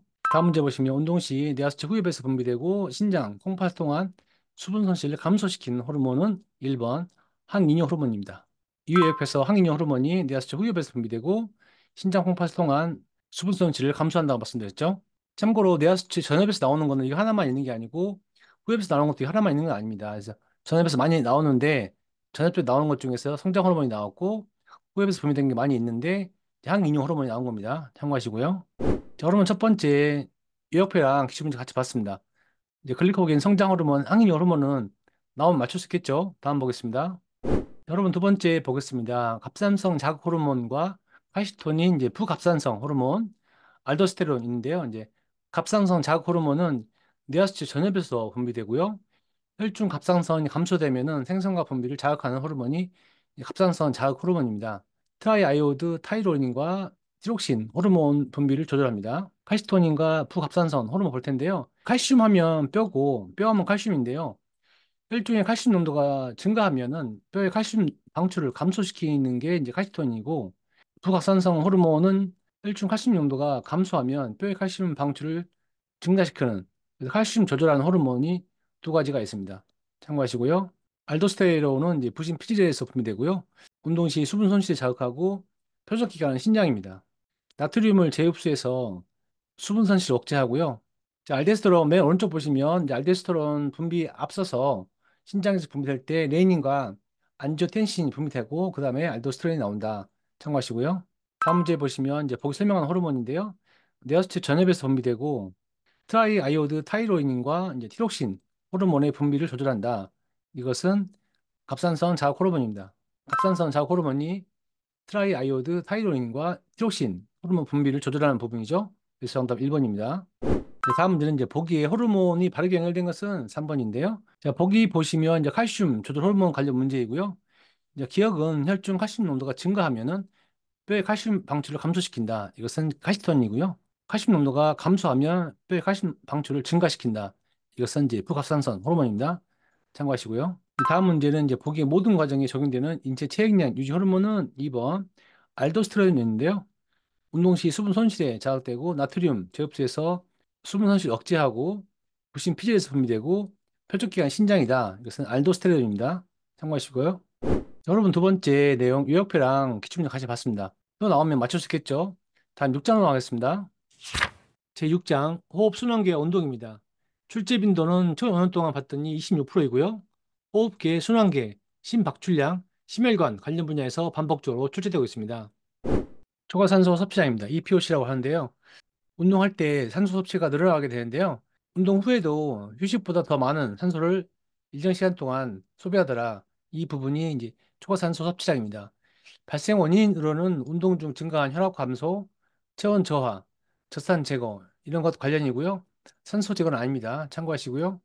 초과산소 섭취량의 영향 요인도 발생 요인과 뭐 같은 말이라고 볼 수 있는데요. 운동 중 증가한 혈압, 체온, 젖산, 그리고 호르몬 등도 영향을 주고 있습니다. 크레아틴 인산은 아니고요. 참고하세요. 문제 보시면 운동 후에 초과산소 섭취량 발생하는 원인으로 적절치 않은 것은 4번입니다. 운동 중 증가한 산소 제거. 산소 제거는 아니고요. 이제 혈압이라든가 젖산, 체온 저하 이런 거 관련이라고 이 외역부에서 발생 원인으로 운동 중 증가한 혈압 감소, 체온 저하, 젖산 제거가 있고요. 산소 제거는 아니라고 말씀드렸죠. 다음 문제 보시면 운동 후 초과산소 섭취량에 영향을 미치는 요인으로 적절치 않은 것은 4번 운동 중 증가한 이제 크레아틴 인산이었는데요. 앞의 문제랑 같은 문제라고도 볼 수 있는 상황이고요. 운동 중 증가한 체온이라든가 젖산, 호르몬 관련이 있고 크레아틴 인산은 아니다. 위에 옆에 보시면은 이제 영양 요인으로 운동 중 증가한 혈압이라든가 체온, 젖산, 호르몬 등과 영향이 있고 이제 크레아틴 인산은 아니라 말씀드렸죠. 참고하시고요. 초과산소 섭취량 요약표랑 기출문 같이 봤습니다. 또 나오면 맞출 수 있겠죠. 다음 보겠습니다. 최대 산소 섭취량 VO2max인데요. 최대 산소 섭취량은 흡입하여 이용 가능한 최대 산소 섭취량이고요. 유산소 운동 능력의 지표로 사용되고 있습니다. 유산소 운동하면 15%가 증가한다는 물론도 있는데요. 증가량은 운동량이나 개인차가 좀 있고요. VO2 max는 운동 능력 지표로도 사용 중인데요. VO2 max의 뭐 100%, 50%, 40% 이렇게 강도 조절할 때도 이용이 됩니다. 공식은 최대 일위 박출량에 곱하기 최대 심박수 곱하기 최대 동동맥 산소차 이렇게 구할 수 있습니다. 참고하시고요. 문제 보시면 최대 산소 섭취량 공식에서 장시간 지구성 훈련에 의해 증가되는 요소를 모두 고른 것은 정답은 기억 디귿인데요. 이제 공식이 위에랑 같은 말이긴 하지만 최대 심박수는 감소하는 거거든요. 아래 설명 보시면 이제 장시간 지구성 훈련에 의해서 최대 일회 박출량이 증가하면은 이게 증가하면은 최대 심박수는 감소합니다. 공식은 맞는 거고요. 문제에서 이제 증가한 요소는 첫 번째 최대 일회 박출량, 이것의 최대 동등맥 산소차 두 개입니다. 참고하시고요. 다음 문제 이레스 문제입니다. 보기는 산소 헤모글로빈의 혈액곡선의 운동시 변화에 대한 설명인데요. 자, 용어를 맞추는 문제였는데 정답은 1번 오른쪽 감소 오른쪽 감소입니다. 자, 여기 있는 그림은 산소 헤모글로빈 혈액곡선인데 혈액곡선이 헤어져거든요. 헤어져. 산소하고 헤모글로빈은 서로 막 너무 친하게 지내지 말고 헤어져야 된다. 둘이 헤어져야지 이 산소가 다른 조직에 막 퍼지는 거거든요. 산소는 헤모글로빈과 막 둘이만 친하지 말고 친화력을 감소시켜라. 이게 핵심이고요. 우리가 운동 시 변하니까 운동 시에는 심부체온 증가하고 혈액순환은 오른쪽 이동, 친화력은 감소, 오른쪽 친화력 감소 하는 부분이고요. 운동을 하면 신체의 pH가 감소하고 혈액순환은 항상 오른쪽이에요. 운동하면은 친화력은 감소시킨다. 그래서 정답 1번입니다. 참고하세요. 다음 문제도 비슷한 문제입니다. 그림의 산소 헤모글로빈 혈액곡선을 참고해서 보기에서 옳은 것만 모두 고른 것은 4번이었습니다. 디귿 리을이 맞고 기억 리을이 틀린 건데요. 기억 보시면 운동에 의해서 체온 상승, 심부도 상승하면 헤모글로빈의 산소 침몰을 감소한다고 했죠. 높인다가 아니고 감소고요. 산소 헤모글로빈 서로 헤어져야지 둘이 사귀지 말고 헤어져서 산소가 다른 기관에 가야 된다. 운동할 때. 그래서 이 부분은 감소가 맞는 부분이고요. 고강도 운동 시 동정맥 산소 차이는 안정 시와 비교해서 증가하죠. 우리 운동하면은 동맥에 산소가 많이 가고 정맥은 적게 가잖아요. 산소 차이가 더 늘어나는 거거든요. 그래서 이건 그림과 상관없이 이 부분이 틀렸다는 것을 알 수 있죠. 두 개가 틀린 부분이고 맞는 거 보시면은 고강도 운동에 의한 혈중 젖산 농도 증가는 산소 헤모글로빈 해리 곡선을 오른쪽으로 이동시킨다고 앞에서도 봤죠. 그래서 이 맞는 부분이고 운동 중 증가한 혈중 이산화탄소는 헤모글로빈의 산소 해리를 높이는데 이를 보호 효과라고 한다. 맞는 거였습니다. 자, 딕은 니을이 맞아서 정답 4번입니다. 참고하세요. 환기량 보겠습니다. 출제 두 번 나왔고요. 운동에 따라서 일의 호흡량이 증가하면은 이제 환기량 증가에 영향을 주죠. 운동을 하면 호흡량이 늘어나고 환기량도 늘어납니다. 운동 시작 직전에 운동 수행에 대한 기대감만으로도 환기량이 증가하고요. 운동 초기에는 이제 근육 관절, 뭐 근방추, 골직원 이런 자극에 의해서도 환기량이 증가합니다. 운동 회복기에는 체내 수소 이온 및 이산화탄소 농도와 관련이 있습니다. 주요 특징으로는 경동맥체, 대동맥체는 이산화탄소 증가에 따라서 환기량이 증가하는 특징이 있고요. 칼슘과 수소 농도 증가에 따라서 환기량이 증가하는 자극이 있습니다. 참고하시고요. 문제 보시면 운동에 따른 환기량의 변화로 옳은 것을 모두 고른 것은 3번인데요. 기억 니을입니다. 맞는 거 보시면 운동 시작 직전에 운동 수행에 대한 기대감으로 환기량이 증가할 수 있다. 맞는 말이고요. 회복기 환기량은 운동 중 생성된 체내 수소이온 및 이산화탄소 농도와 관련이 있다. 맞는 말이고요. 니은 보시면 운동 초기 환기량 변화의 주된 요인으로는 경동맥에 위치한 화학 수용기 반응이 아니고 이 근육 관절 수용기죠. 그래서 틀렸고요. 디귿 보시면 운동 강도가 증가하면 이 호흡량은 감소가 늘어나죠. 호흡수도 늘어나는 거고요. 그래서 이것도 틀린 겁니다. 정답은 3번입니다. 참고하시고요. 다음 문제 보시면 유산소 운동 중에 호흡기 환기량 증가 요인에 관한 설명을 옳지 않은 것은 1번입니다. 중추 화학적 수용체인 경동맥체와 대동맥체에는 동맥의 산소 분압 증가에 따라 환기량 증가를 자극한다고 했는데 이 동맥의 산소 분압이 아니고요. 위에 옆에서 특징 보시면 경동맥체, 대동맥체는 이산화탄소 증가에 따라서 환기량이 증가되죠. 이 부분이 이산화탄소입니다. 아래 설명에서도 동맥의 산소 분압이 아니고 이산화탄소 요인이다. 고 말씀드렸습니다. 참고하십시오. 네, 환기랑 요약표랑 기출문 같이 봤는데요. 또 나오면 맞출 수 있겠죠. 다음 보겠습니다. 심박출량, 일회 박출량 보겠습니다. 출제 많이 되고 있는데요. 이 보디빌딩 고수에서도 많이 나오고 있습니다. 일회 박출량은 심장이 일회 완전히 수축했을 때 내보내는 혈액 양이고요. 심실의 최대 영역에서 최소 영역의 차이입니다. 계산은 심실 확장기말 혈액량에서 심실 수축기말 혈액량을 차감하면 됩니다. 증가 요인이 출제가 많이 되고 있는데요. 올라가는 게 있고 감소되는 게 있거든요. 그래서 차이를 잘 참고하셔야 될 것 같습니다. 이제 확장기말 영적은 증가하고 수축기말 영적은 감소하게 되겠죠. 확장기 혈액 충만 시간은 증가합니다. 동맥 혈압이 감소하면 박출량은 증가되는데요. 동맥 혈압이 감소한다는 말은 박출량 저해 요인이 감소한다는 말이거든요. 그래서 저해 요인이 감소해서 박출량이 늘어납니다. 심박수가 감소하면 혈액을 더 많이 내보내야 돼서 박출량도 늘어납니다. 오른쪽 보시면 이제 박출량 증가는 심박수 감소, 서로 방향이 반대이고요. 정리를 다시 한번 해보면 동맥 혈압이 감소하면은 박출량이 증가되고 심박수가 감소되면은 박출량이 늘어나고 확장기말 영역이 증가하면은 수축기말 영역 감소하고 이런 차이점이 있습니다. 참고하시고요. 심박출량 보시면은 일회 박출량 곱하기 분당 심박수를 곱하면 심박출량이 나옵니다. 참고하시고요. 문제 보겠습니다. 보기에서 설명한 용어는 2번 일회 박출량이 있는데요. 심실이 수축할 때 배출된 혈액의 양, 일회 박출량이죠. 확장기말 혈액량과 수축기말 혈액량 차이, 이것도 일회 박출량입니다. 정답 2번입니다. 참고하시고요. 다음 문제 보시면 일회 박출량 설명으로 적절하지 않은 것은 4번입니다. 수축기 말 영역에서 확장기 말 영역을 빼는 게 아니고 순서 바뀌었죠. 확장기 말 영역에서 수축기 말 영역을 뺀 값이죠. 참고하시고요. 다음 문제 보시면 지구성 트레이닝 유산소 운동이죠. 지구성 운동 후에 일회 박출량 증가의 기한 요인으로 적절한 것만 나열된 것은 4번 디귿 니을인데요. 적절한 거 보시면 동일한 절대 강도 운동 시 확장기 혈액 충만 시간 증가 맞는 말이고 동일한 절대 강도 운동 시 심박수 감소 맞는 말이죠. 이 옆에서 오른쪽 보시면은 확장 계력 충만 시간 증가 부분 맞는 말이죠. 심박수 감소 맞는 말이죠. 그래서 이 두 개는 맞는 말이고요. 기억 보시면은 동일한 절대 강도 운동 시 확장 기말 영역은 이제 증가하는 부분이죠. 수축 기말 영역은 감소되겠죠. 두 개가 틀린 겁니다. 참고하시고요. 다음 문제는 일회 박출량 증가 요인을 옳지 않은 것은 1번 심박수 증가했습니다. 심박수 감소죠. 위에서 심박수 감소라고 그랬죠. 참고하시고요. 정답은 1번입니다. 다음 문제 보시면 운동 중 일회 박출량 증가 원인으로 옳지 않은 것은 1번이었습니다. 대동맥 압 증가에 따른 호흡부하 증가인데요. 여기 대동맥 압 증가가 아니고 감소해야 되겠죠. 위에 여기 보시면 대동맥 혈압이 감소해야지 박출량이 증가하기 때문에 이 1번의 대동맥 증가가 아니고 감소가 되겠습니다. 옳지 않은 것은 1번입니다. 참고하시고요. 다음 문제는 일회 박출량을 조절한 요인이 아닌 것은 3번. 폐활량 아니죠.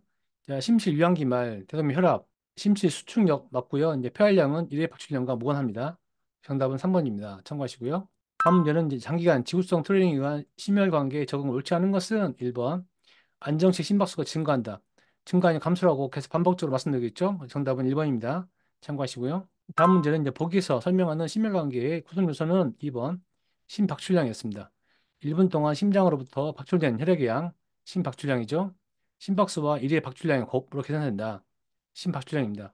위에 옆에서 심박출량 설명드렸죠. 1의 박출량 곱하기 이제 분당 심박수 이 부분이 이제 심박출량입니다. 참고하시고요. 다음 문제는 심박출량에 대해 설명을 옳지 않은 것은 2번이었습니다. 심박출량은 운동 강도 증가에 따라 직선적으로 계속 증가한다. 네, 계속 아니죠. 일정 수준 증가하다가 완만하게 진행됩니다. 옳지 않은 것은 2번입니다. 참고하시고요. 다음 문제는 장기간의 유산소 트레이닝에 따른 심혈관계의 적응으로 적절하지 않은 것은 4번이었습니다. 안정시리의 박출량 감소 아니고 증가죠. 안정시 심박수는 감소하죠. 위에 옆에 보시면 이제 안정시 심박수는 감소하는데 유산소 운동하면 이대 박출량은 늘어나겠죠. 그래서 4번에 이제 감소가 아니고 증가입니다. 정답은 4번입니다. 참고하세요. 심박출량과 이대 박출량 요약표랑 기출문제 같이 봤습니다. 또 나오면 맞출 수 있겠죠. 다음 보겠습니다. 동동맥 산소차 보겠습니다. 출제 4번 됐고요. 동동맥 산소차는 이제 동맥과 정맥의 산소 차이라고 할 수 있는데요. 동맥과 말초 조직을 한번 순환한 후에 정맥과 산소 차이를 동동맥 산소차라고 합니다. 유산소 운동으로 산소 섭취량이 늘어나면은 산소 차이가 증가하겠죠. 유산소 운동은 뭐 지구성 트레이닝 같은 말입니다. 증가 요인으로는 이제 유산소 계열이 증가됩니다. 동정맥 산소차는 이제 근육세포의 산소 소비량이 비례하게 되는데요. 골격근, 미세혈관, 미토콘드리아, 혈액량이 늘어나면은 동정맥 산소차가 늘어납니다. 참고하시고요. 이제 문제 보시면 운동 시 동정맥 산소차에 대해 설명을 옳은 것은 동정맥 산소차는 근육세포의 산소 소비량에 비례한다. 위에 옆에서 동정맥 산소차는 근육세포의 산소 소비량에 비례한다고 말씀드렸죠? 옳은 것은 1번입니다. 참고하시고요. 다음 문제는 이제 보기에 용어 맞는 것은 1번입니다. 증가가 정답이었는데요. 지구성 트레이닝에 대한 적응으로 최대 동점의 산소차는 증가하고 최대 일회 박출량은 증가한다. 증가죠. 지구성 트레이닝이 유산소 트레이닝이기 때문에 동점의 산소차가 증가하고 최대 일회 박출량도 증가합니다. 참고하시고요. 다음 문제는 이제 지구성 트레이닝 후에 최대 동점의 산소차 증가의 기한 요인으로 적절하지 않은 것은 3번이었습니다. 모세혈관 밀도 감소 아니고 증가죠. 우리 앞쪽에서 직근섬유, 속근섬유 할 때 유산소랑 미토콘드리아, 모세혈관 얘기했었는데요. 지구성 트레이닝이 유산소 운동이기 때문에 미토콘드리아, 모세혈관 밀도, 총 혈액량 모두 다 증가합니다. 참고하시고요. 다음 문제는 운동 시 비훈련자의 심혈관계 변화로 적절치 않은 것은 3번이었습니다. 최대 강도까지 운동 강도에 비례해서 일회박출량이 증가한다. 좀 어려운 말인데요. 이제 비훈련자는 일정 수준까지만 증가하고 최대 강도까지 증가하지는 않습니다. 적절하지 않은 것은 3번이었습니다. 참고하시고요. 동종맥 산소차에 대해서 요약표랑 기출문제 같이 봤습니다. 또 나오면 맞출 수 있겠죠? 다음 보겠습니다. 심장 자극 전독의 순서인데요. 이제 구술에서도 나오는데 이 순서를 외워야 되거든요. 동방결절, 방실결절, 방실다발, 파킨제스며 이 순서를 외워야 되는데요. 심장 자극 전독에는 심장 자극을 주는 것입니다. 심장 박동 신호 전달 체계죠. 이제 계속 운동하는 근육이 이제 심장 자극 전독계인데요. 이 순서가 중요하고요. 첫 번째 있는 동방결절은 심장 수축, 전기 자극이 시작돼서 우심막 벽에 위치하고 심장 박동 조절기에서 맥박 조정자라고 하고 이제 페이스메이커라고도 합니다. 이제 두 번째 있는 방실결절은 이제 우심방에 위치하고 있고요. 자극을 심박으로부터 심시에 전달하는 부분입니다. 순서 다시 보시면 동방결절, 방실결절, 방실다방, 파킨저섬유 이렇게 됩니다. 참고하시고요. 문제 보시면 이제 보기에 심장 자극 전도 체계 순서를 바르게 나열한 것은 이거 물어봤습니다. 첫 번째가 동방결절, 두 번째가 방실결절, 세 번째가 방실다발, 네 번째가 파킨저 섬유 이렇게 돼서 정답은 2번입니다. 참고하시고요. 다음 문제는 이제 보기 설명하는 것은 무엇인가요? 1번 동방결절했는데요. 이 옆에서 동방결절 설명할 때 의심막 벽에 위치하고 있고 심장 수축, 정기자가 시작되는 부분이고 심장 박동 조절기, 페이스메이커 역할을 하는 부분들 이 부분이 동방결절입니다. 참고하시고요. 다음 문제 보시면 심장 구조와 기능의 설명을 옳지 않은 것은 4번이었습니다. 방실결절은 좌심방이 아니고 우심방이죠. 맥박 조정자 역할을 한다. 그래서 이 옆에서 방실결절은 이제 우심방에 위치하고 있죠. 그래서 좌심방이 아니고요. 옳지 않은 것은 4번입니다. 참고하시고요. 다음 문제는 일회성 문제입니다. 보기에서 동방결절에 관한 특성으로 옳은 것만을 모두 고른 것은 1번이었습니다. 기억 니은이었는데요. 심장의 페이스메이커로 불린다. 위에 보시면 동방결절이 심장의 페이스메이커로 불린다고 했죠. 맞는 부분이고요. 전도 체계 중 가장 빠른 내인성 박동력을 가진다. 맞는 말이고요. 심실이 혈액을 충분하게 모을 수 있도록 자극전도 시간을 지연시킨다. 이것은 동방결절이 아니고요. 방시결절이었습니다. 다른 심장 전도 시스템보다 약 6배 빠르게 정기적 자극을 심실 전체로 전달해서 심실의 모든 부위가 동시에 수축할 수 있도록 한다. 이 부분은 동방결절이 아니고요. 헛긴자 섬이었습니다. 디귿 니은이 틀리고 기억 니은이 맞아서 정답은 1번입니다. 참고하십시오. 다음 문제는 일회성 문제이고요. 엄청 어렵게 나왔습니다. 안정시하고 운동 중에 심장 주기에 따른 좌심실의 용적과 압력을 나타낸 곡선을 참고해서 보기에서 옳은 것만을 모두 고른 것은 2번이었습니다. 2번이 기억 니은이 맞고 니은 듯이 틀렸다는 말인데요. 이 그림 보시면은 이제 좌심실 용적이랑 좌심실 압력에 대한 그래프이고요. 좌심실 압력 용적 곡선이라고 해서 프레셔 볼륨 루프로 해서 PV 루프인데요. 자, AB 구간 이 보시면은 용적은 같은데 압력이 급격하게 증가되죠. 이 부분이 등용적 수축입니다. BC 구간 보시면은 박출기인데요. 자, 용적은 이렇게 줄어들고 압력은 올라갔다가 내려가죠. CD 구간은 우리가 등용적 이완 기간으로 좌심실 용적은 그대로인데 25 그대로이죠. 근데 압력이 급격하게 줄어들고 있죠. 이 부분이 등용적 이완입니다. 자, DA 구간은 용적은 늘어나죠. 근데 압력은 낮은 수준을 유지하고 있습니다. 이 부분이 이완적 충만입니다. 이거 참고하시고요. AP 구간은 이천판과 대동맥 판막이 모두 닫힌 상태이고 이를 등연적 수축이라고 한다. 이 부분이 등연적 수축이죠. 맞는 부분이고 이건 DA 구간인데요. 이 부분이죠. 이 구간의 증가는 이대 박출량 증가로 이어진다. 이 부분이 이완적 충만기로 해서 혈액이 채워지는 구간이거든요. 그래서 이대 박출량 증가가 맞습니다. 이제 기억 니은이 맞고 니은 디귿은 이것을 몰라도 맞출 수는 있었는데 자, 운동 중에 좌심실 수축력이 증가되면은 좌심실 용적은 감소하죠. 우리 운동할 때 좌심실 수축력이 증가되면 혈액이 엄청 나가지 않습니까? 그럼 용적이 다 나갔기 때문에 줄어들겠죠. 증가가 아니고 감소입니다. 디귿 보시면 안정시하고 운동 중 좌심실 박출량은 동일하지 않고 우리 운동하면은 좌심실 박출량이 늘어나겠죠. 운동하니까. 그러면은 안정시보다는 박출량이 늘어나겠죠. 동일하지 않다. 이 부분이 틀린 부분입니다. 그래서 니은 디귿이 틀리고 맞는 것은 기억 니을. 정답은 2번입니다. 참고하세요. 심장 자극 전도의 순서와 구성 요소 봤습니다. 요약표랑 기출문제 봤는데요. 또 나오면 맞출 수 있겠죠. 다음 보겠습니다. 심혈관, 심혈관계 보겠습니다. 출제 4번 나왔고요. 주 기능은 산소 운반, 체액 균형 조절, 대사 노폐물 제거 등이 있고요. 감각 정보 전달은 아닙니다. 참고하시고요. 혈액 이동은 이제 온몸 이동하는 체순환 보시면 이제 좌심실에서 시작해서 대동맥, 이제 모세혈관, 대정맥, 우심망으로 다시 돌아오는 과정이고요. 이제 심장과 폐를 보는 폐순환 관련해서는 이제 우심실에서 폐동맥, 폐정맥, 좌심방 순서로 혈액이 이동합니다. 심근산소 소비량도 있는데요. 심장에 부담을 표시하는 부분이고 계산은 심박수에다가 수축기 혈압을 곱합니다. 다리나 이런 큰 근육은 혈관이 넓어서 심근산소 소비량이 낮고요. 이제 팔 이런 작은 근육은 혈관 수축이 좁기 때문에 심근산소 소비량이 높습니다. 고강도 운동 시 활동근의 세동맥 확장을 통한 혈류량 증가하는 부분도 참고하시고요. 문제 보시면 심혈관계 주 기능이 아닌 것은 4번입니다. 감각 정보 전달은 아닌데요. 1번의 산소 운반, 체액 균형 조절, 대사 노폐물 제거는 맞는 부분이고 감각 정보 전달은 아니라고 했습니다. 위에 옆에서 주기능 보시면 산소 운반, 체액 균형 조절, 대사 노폐물 제거는 맞는 말이고 감각 정보 전달은 아니라고 했죠. 참고하시고요. 다음 문제 보시면 심혈관계 설명으로 옳은 것은 2번이었는데요. 산소가 포화된 혈액은 폐장맥을 통해 자신방으로 이동한다. 위에 옆에 보시면 혈액 이동해서 폐장맥을 통해서 자신방 이동하는 부분이 있었죠. 그래서 폐장맥에서 자신방 이동하는 부분이 맞는 부분입니다. 참고하시고요. 다음 문제 보시면 이제 보기에 들어갈 영어 문제인데요. 혈액이 나열한 것은 4번입니다. 이제 보기 보시면 심장의 부담을 나타내는 심근산소 소비량은 심박수와 수축기 혈압을 곱해서 산출한다. 위 옆에서 심장 부담 표시 부분 계산할 때 심박수와 수축혈압 곱하는 부분이 있었죠. 그래서 심박수와 수축혈압 곱하는 부분이기 때문에 수축혈압이 맞는 부분이고요. 거기 두 번째 보시면 산소 섭취량이 동일한 운동 시 다리 운동은 팔 운동에 비해서 심근 산소 소비량이 더 낮게 나타나죠. 위에 옆에 보시면 다리 등 큰 근육은 혈관이 넓기 때문에 심근 산소 소비량이 낮습니다. 그래서 여기는 이제 낮게 맞는 말입니다. 참고하시고요. 다음 문제는 운동에 관한 심혈관 반응에 대한 설명 옳은 것은 4번입니다. 고강도 운동 시 활동근의 세동맥 확장을 통한 혈류량 증가.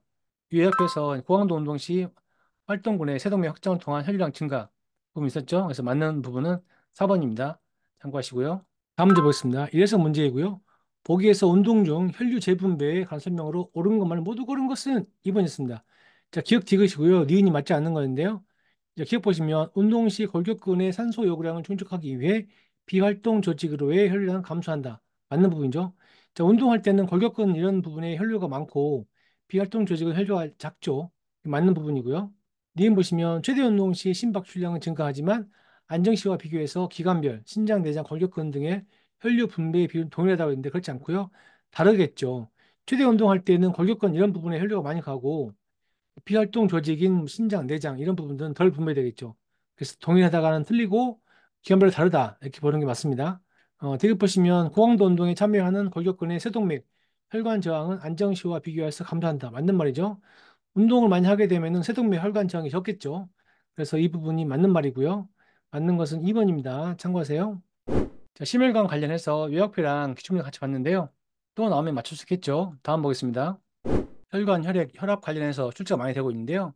혈관 직경의 크기는 대동맥 가장 크고 소동맥, 세동맥, 모세혈관 순서로 혈관 직경 크기가 작아집니다. 가장 큰 것은 대동맥이고요.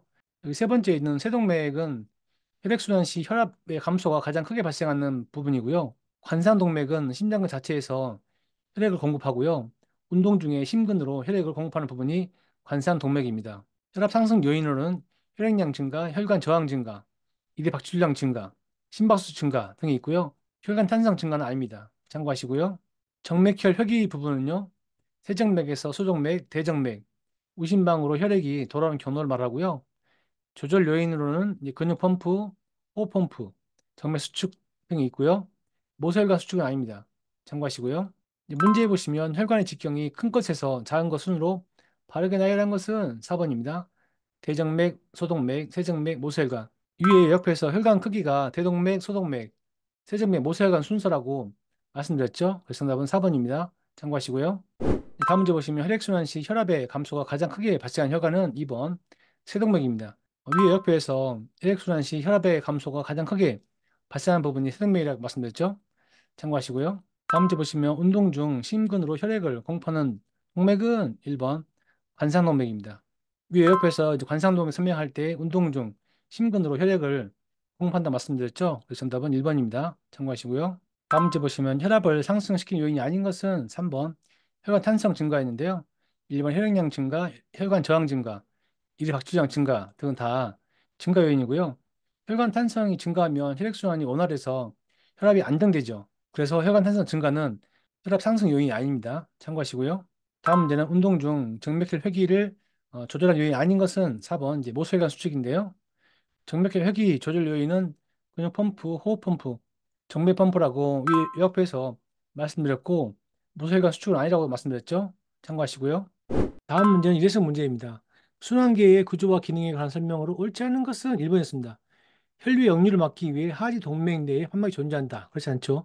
동맥에 있는 역류 방지 판막이 없고요. 정맥에 주로 많이 있습니다. 하지 정맥 쪽에도 많이 있고요. 옳지 않은 것은 1번입니다. 참고하세요.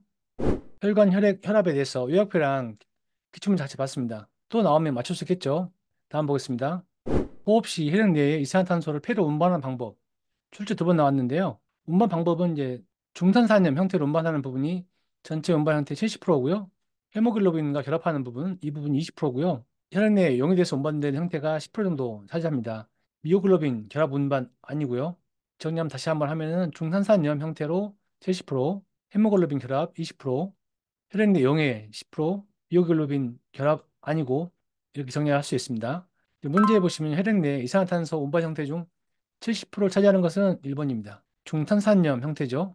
요약돼서 중탄산염이 운반 형태의 70%라고 말씀드렸습니다. 참고하시고요. 문제 보시면 호흡 시 혈액 내에 이산화탄소를 폐로 운반하는 방법이 아닌 것은 4번 미오글로빈 결합이었는데요. 이산화탄소를 폐로 운반하는 방법이 가장 많은 게 중탄산염 70%, 헤모글로빈 결합 20%, 혈장 내 용해 10%라고 말씀드렸죠. 미오글로빈은 아닙니다. 참고하시고요. 호흡 시 혈액 내 이산화탄소를 폐로 운반하는 방법. 에어피랑 기출문제 같이 봤습니다. 또 나오면 맞출 수 있겠죠? 다음은 7장으로 가겠습니다. 제7장 환경과 운동입니다. 출제 빈도는 총 5년 동안 봤더니 8%이고요. 고온 환경 체온 관련 분야에서 반복적으로 출제되고 있습니다. 고온 환경에서 운동에 대해서 출제되고 있는데요. 이제 고온이 오래되면은 열에 순응하게 되겠죠. 고온에 적응하는 부분이 이제 고온 열 순응이고요. 이제 발한 시점 조기와 발한율 증가, 혈장량 증가 등 현상이 있고요. 피부 및 혈관 축소가 아니고 확대입니다. 참고하시고요.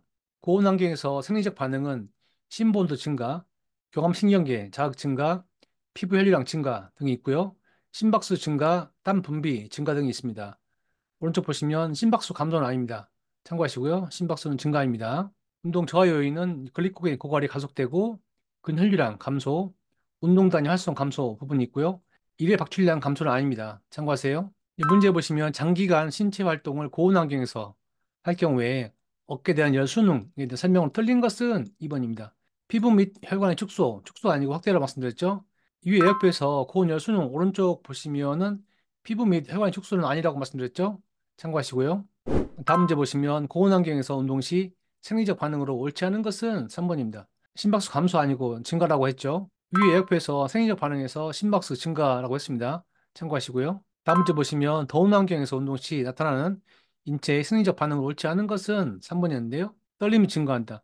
떨림이 증가하는 것은 좋은 환경이고요. 뒤에서 다시 한번 설명드리겠습니다.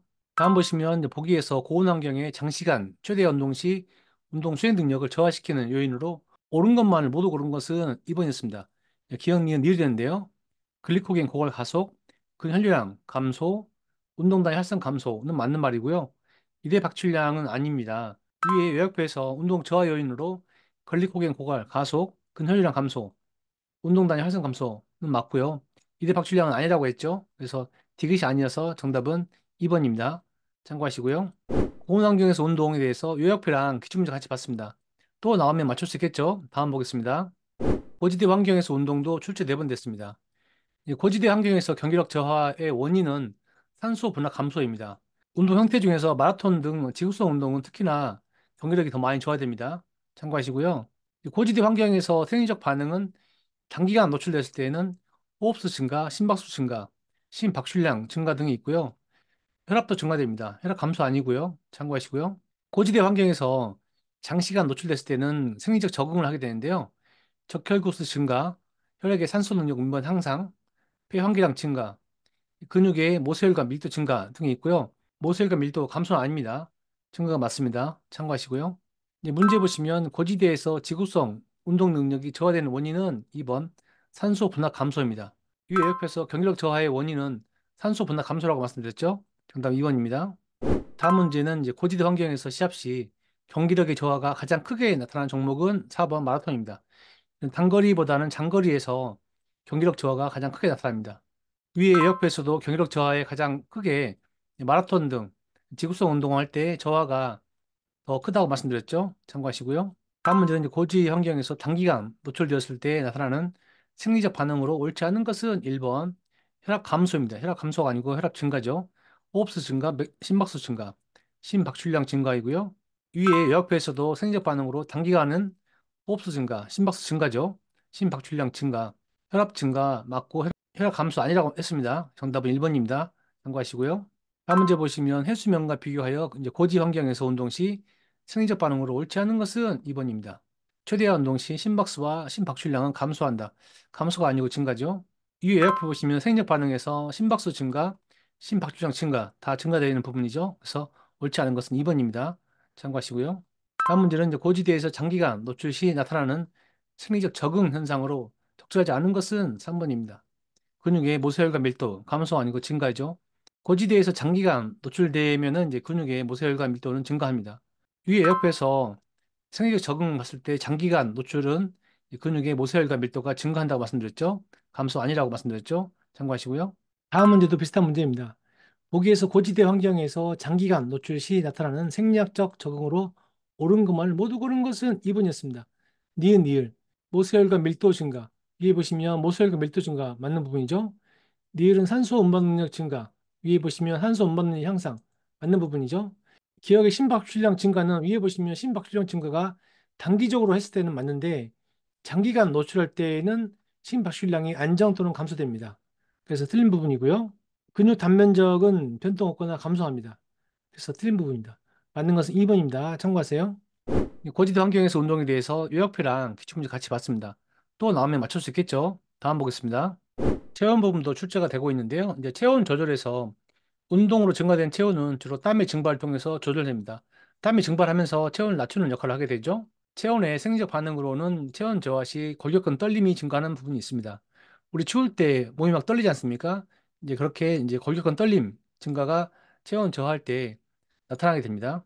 수중 운동할 때 체온인데요. 우리 수영장의 물의 온도가 좀 일정 수준 높아야지 체온 유지에 유의하겠죠. 체지방량이 높거나 운동 강도가 높을 때도 체온 유지에 유의합니다. 폐활량은 수중 운동의 체온과 상관이 없고요. 참고하십시오. 이제 문제 보시면 운동 시 체온 조절에 대한 설명으로 옳은 것은 3번입니다. 격렬한 운동으로 증가된 체온은 주로 땀의 증발을 통해서 조절된다. 맞는 말이죠. 체온은 주로 땀의 증발을 통해서 조절됩니다. 참고하시고요.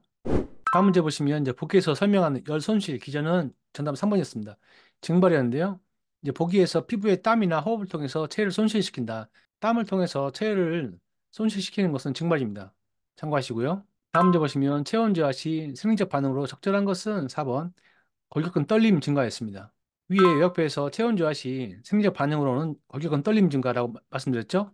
정답 4번입니다. 참고하시고요. 다음 문제는 이제 수중 운동 시 체온 유지를 위한 요인으로 옳지 않은 것은 1번 폐활량이었습니다. 체지방량, 운동 강도, 물의 온도는 체온 유지랑 관련이 있고요. 폐활량은 체온 유지하고 관련이 좀 멉니다. 정답은 1번입니다. 참고하시고요. 체온에 대해서 요약표랑 기출문제 같이 봤습니다.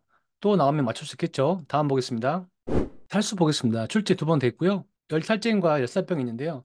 열탈진은 40도씨 미만, 39도 이하고요. 열사병은 40도 이상으로 굉장히 위급한 상황입니다. 열탈진은 이제 고온 환경에서 심한 탈수 현상이고요. 심혈관계나 혈액량 감소 등 현상이 있습니다. 열사병은 지나친 체온 상승입니다. 체온 조절 기전이 마비되고요. 땀이 먹고 피부가 건조해집니다. 119를 반드시 불러야 되는 상황입니다.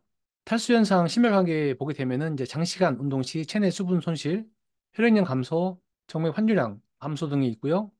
심실 확장기말 용량도 감소해서 심박수가 점차 증가합니다. 심실의 용량이 작아지면은 혈액을 많이 보내기 위해서 심박수가 점차 증가하는 부분입니다. 참고하시고요. 문제 보시면 보기에서 설명하는 것은 2번 열탈진인데요. 고온 환경 심한 탈수 현상, 심부체온 40도 미만 이 부분은 열탈진입니다. 참고하시고요. 다음 문제 보시면 장시간 운동 시 발생하는 탈수 현상이 심혈관계에 미치는 영향으로 적절한 것은 2번 심박수가 점차 증가한다. 위에 옆에 보시면 탈수 현상에서 심혈관계 보시면은 심실 용량이 감소하기 때문에 심박수가 점차 증가하는 현상을 보이고 있습니다. 그래서 적절한 것은 2번입니다. 참고하시고요. 탈수에 대해서 요약표랑 기출문제 같이 봤습니다. 또 나오면 맞출 수 있겠죠? 1장부터 7장까지 요약표와 함께 기출문제 살펴봤습니다. 지금까지 설명된 요약표는 모두 모아가지고 메일로 보내드립니다. 설명되지 않은 일회성 문제는 전자책을 참고하시고요. 저는 다음 과목에서 뵙겠습니다. 지금까지 운동생리학 요약자료와 기출문제 전체를 살펴보았습니다. 운동생리학은 기출문제 범위에서 반복적으로 출제되고 있는데요. 첫 번째 고정 댓글을 참고하여 전자책을 다운로드하세요. 운동생리학에서 60점 이상 득점하여 생활스포츠 지도사 필기시험에서 합격하게 될 것입니다. 간단한 질문이나 의견은 댓글 남겨주시고요. 댓글은 모두 답변 드리겠습니다. 전자책에 대한 질문이나 의견은 오픈 채팅방에 알려주세요. 밴드와 카페를 통해 채팅방의 질문은 별도 게시글로 정리하겠습니다. 밴드와 카페 주소는 첫 번째 고정 댓글에 소개되어 있습니다. 추가 정보는 첫 번째 고정 댓글과 다음 영상에서 제공하도록 하겠습니다. 구독과 좋아요 클릭하세요. 다음 영상 제작되면 알림이 가는 것은 아시죠? 최신 정보를 또 한 번 제작할 수도 있는데요. 구독 누르고 계시면 많은 도움이 될 것입니다. 도움이 되셨나요? 생활스포츠 지도사 필기시험을 준비하는 모든 분들께 도움이 되었으면 좋겠습니다. 끝까지 봐주셔서 감사합니다. 생활스포츠 지도사 시험 합격을 응원합니다. 파이팅!